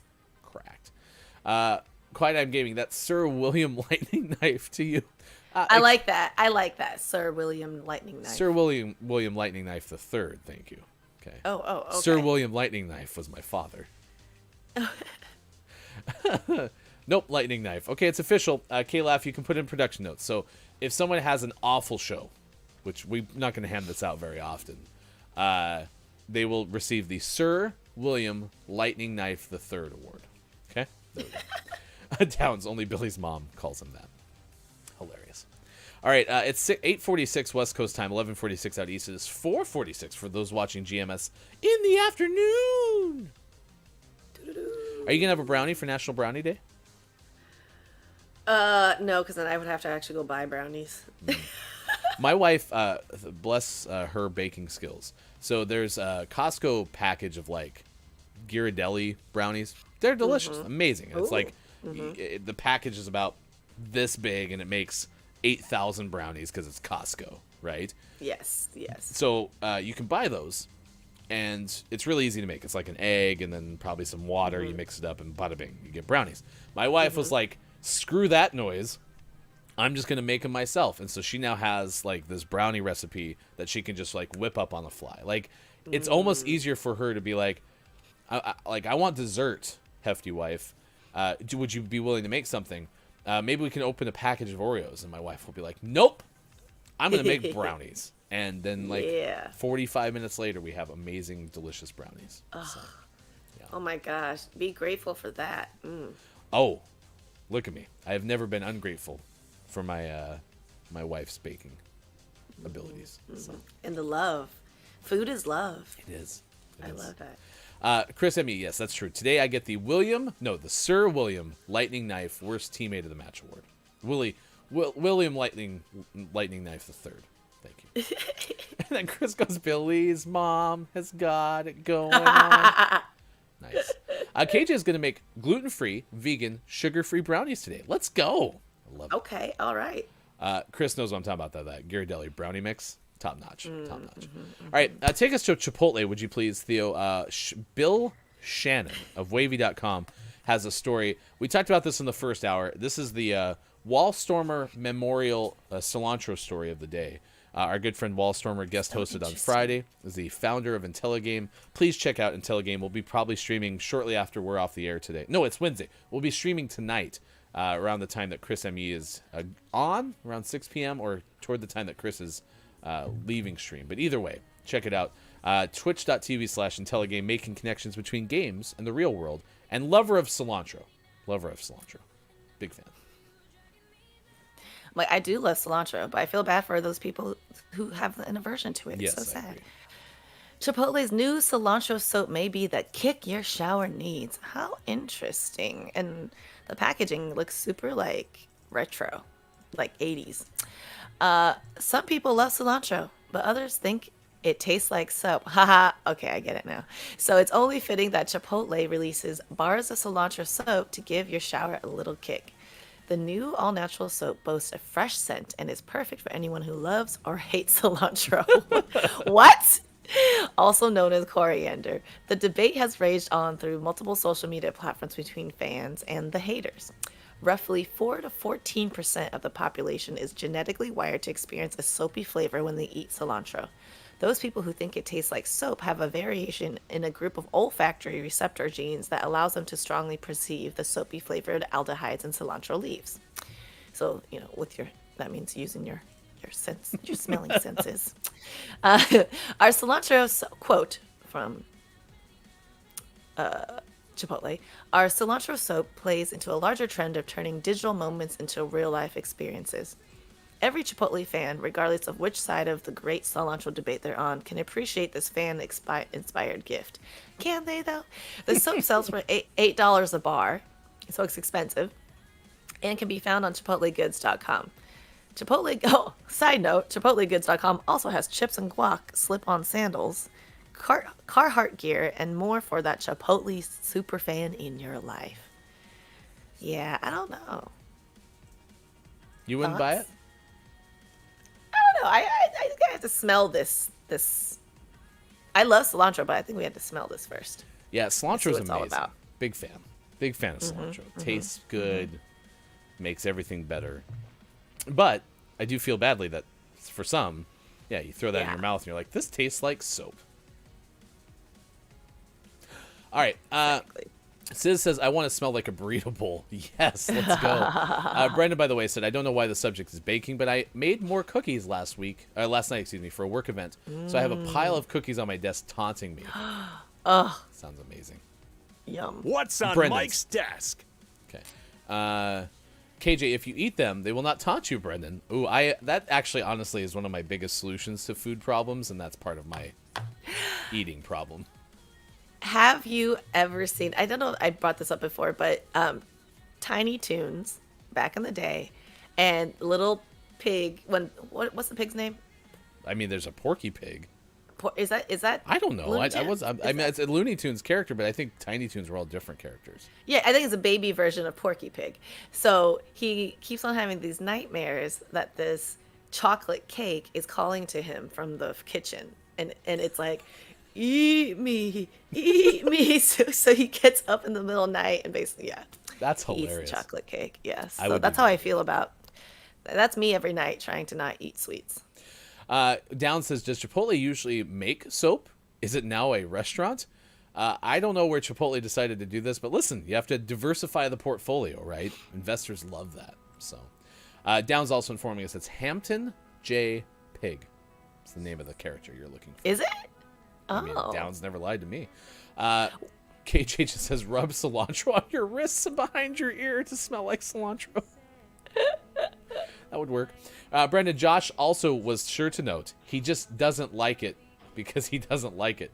He doesn't have the gene that makes it taste like soap, just to defend his stance. That is true. That's fair. That's fair. Josh, That's fair. not a big fan. Not a big fan. Fair.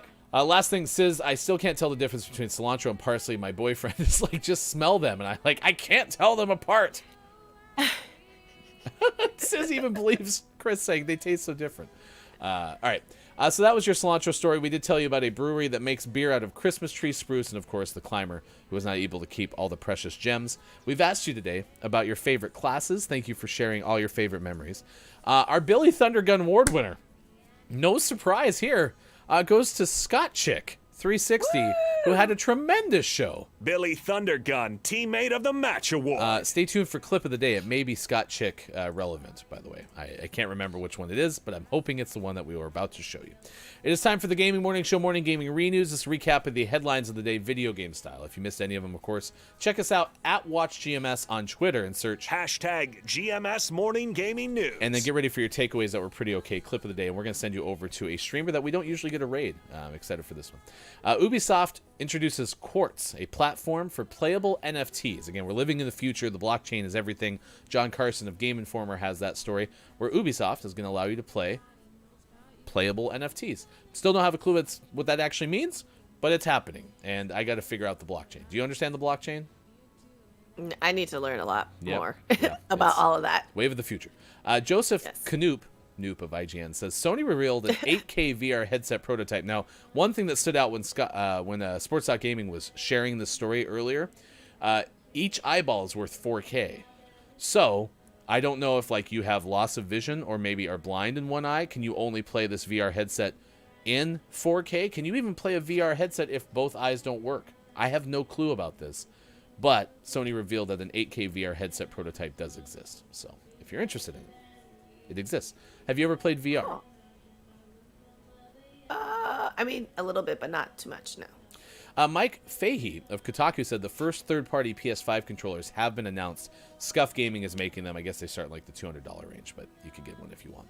Out today, Halo Infinite for Xbox Series X and S, Xbox One, and PC. Transient out today for PS4, Xbox One, Switch. Sam and Max Beyond Time and Space Remastered. That's a double colon game title right there. That's for Xbox One, Switch, and PC. And our name of the morning, which again, at WatchGMS on Twitter. Hashtag GMS, name of the morning. Is Ball Lab for Switch. Ball Lab. So today we played Car Balls. We talked about Conkers. And Ball Lab was the name of our name of the morning. Feel like we had a theme, Theo. Yes. Unintentionally. Balls on balls on balls.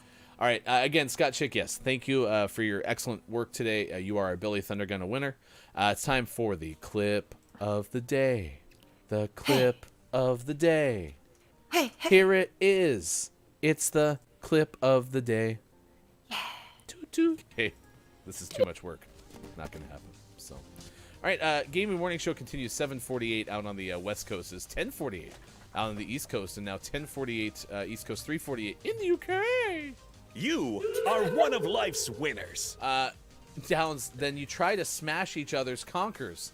The loser is the one with the weakest conker. Don't smash my conkers. Yeah, big fan of my conkers. Oh. It hurts when you smash them. These look so pretty. I kind of want to eat these.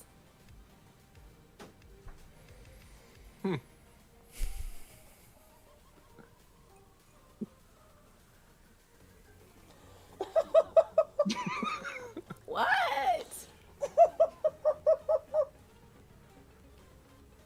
No, everything's fine.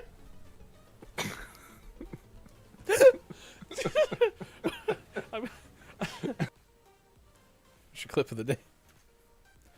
You really didn't. You just had. You had no clue, did you? Did you? I literally just saw that for the first time, and yeah, that's freaking hilarious and makes a lot more sense now.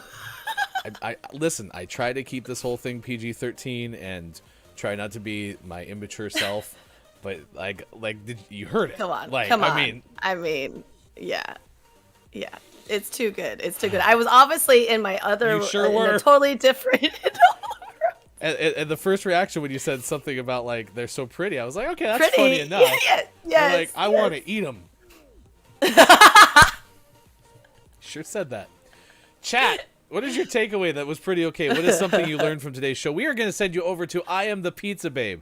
One of my favorite streamers just happens to start at like 2 a.m. Pacific time out of Italy. Loves playing games, cooking, eating pizza, and long romantic walks to the fridge. I don't have a fake Twitch personality. I'm genuinely this ridiculous. A variety streamer broadcasting from Italy, where I also teach. That's just some of the bio for the said I Am the Pizza Babe. Please say good morning from GMS as we send you over there if you are watching on Twitch. Also, big thanks again to Gabe and Alex, students and recent graduates of Dakota State, for helping us learn about their game class that they took at Dakota State to get into the profession. All right, any takeaways that were pretty okay, chat? What is something you learned from today's show? And we'll start with I Am Miss Theo. What's your takeaway that was pretty okay? My takeaway is that if ever I need some stealthy help, I can holler at Kate Zade. It's kind of funny that Kate Zade is basically watching you through your fire alarm right now. Exactly. KJ's takeaway, one of them at least, was Bubsy has a dance background. So that's something that we learned today. Sis, Kate is a formidable woman. Absolutely. Kate is everything you would want in a human being. Knowledgeable, funny, fun to hang out with, hilarious. It's great. Big fan of Kate Zane. Chris, my takeaway is I might have a compelling slander case based on today's show. Nah, you're fine. Everything we said, nothing on Gaming Morning Show can be taken seriously. Please ignore it. Also, Chris M.E. loves Google Feud. The end. My takeaway is conkers. Conkers! Oh, yeah, that's really the takeaway. You can find them on a horse chestnut tree. And they're pretty and look delicious, but you can't eat them. Yeah, we learned that they're completely worthless when it comes to food. So, Horse chestnuts roasting on an open fire. We're also going to Brendan's house to eat cookies later. So, all right. Yes. Please say good morning from GMS. Brendan said, I wrote some things too, Chris. So slander and libel. Nah, it's fine. It's fine. Don't worry about it. I wouldn't worry about it. Yeah. Please don't sue us. All right. For Theo, for Mike, for Sean, for Austin, I am Hefty Goof. It's been great to have you on this edition of Gaming Morning Show. Again, I am Miss Theo on Instagram. Be sure to take advantage of the, GMS only rate, if you will, on any Reiki things. And thank you for that meditation break as well. That was great. Really appreciate it. Of course. All right. We'll try to do better tomorrow. Until then, Monday through Friday, 6 to 9 a.m. Pacific time. Thanks for being here. We'll see you again. Facebook Gaming, Twitch, YouTube, Twitter, and GamingMorningshow.tv.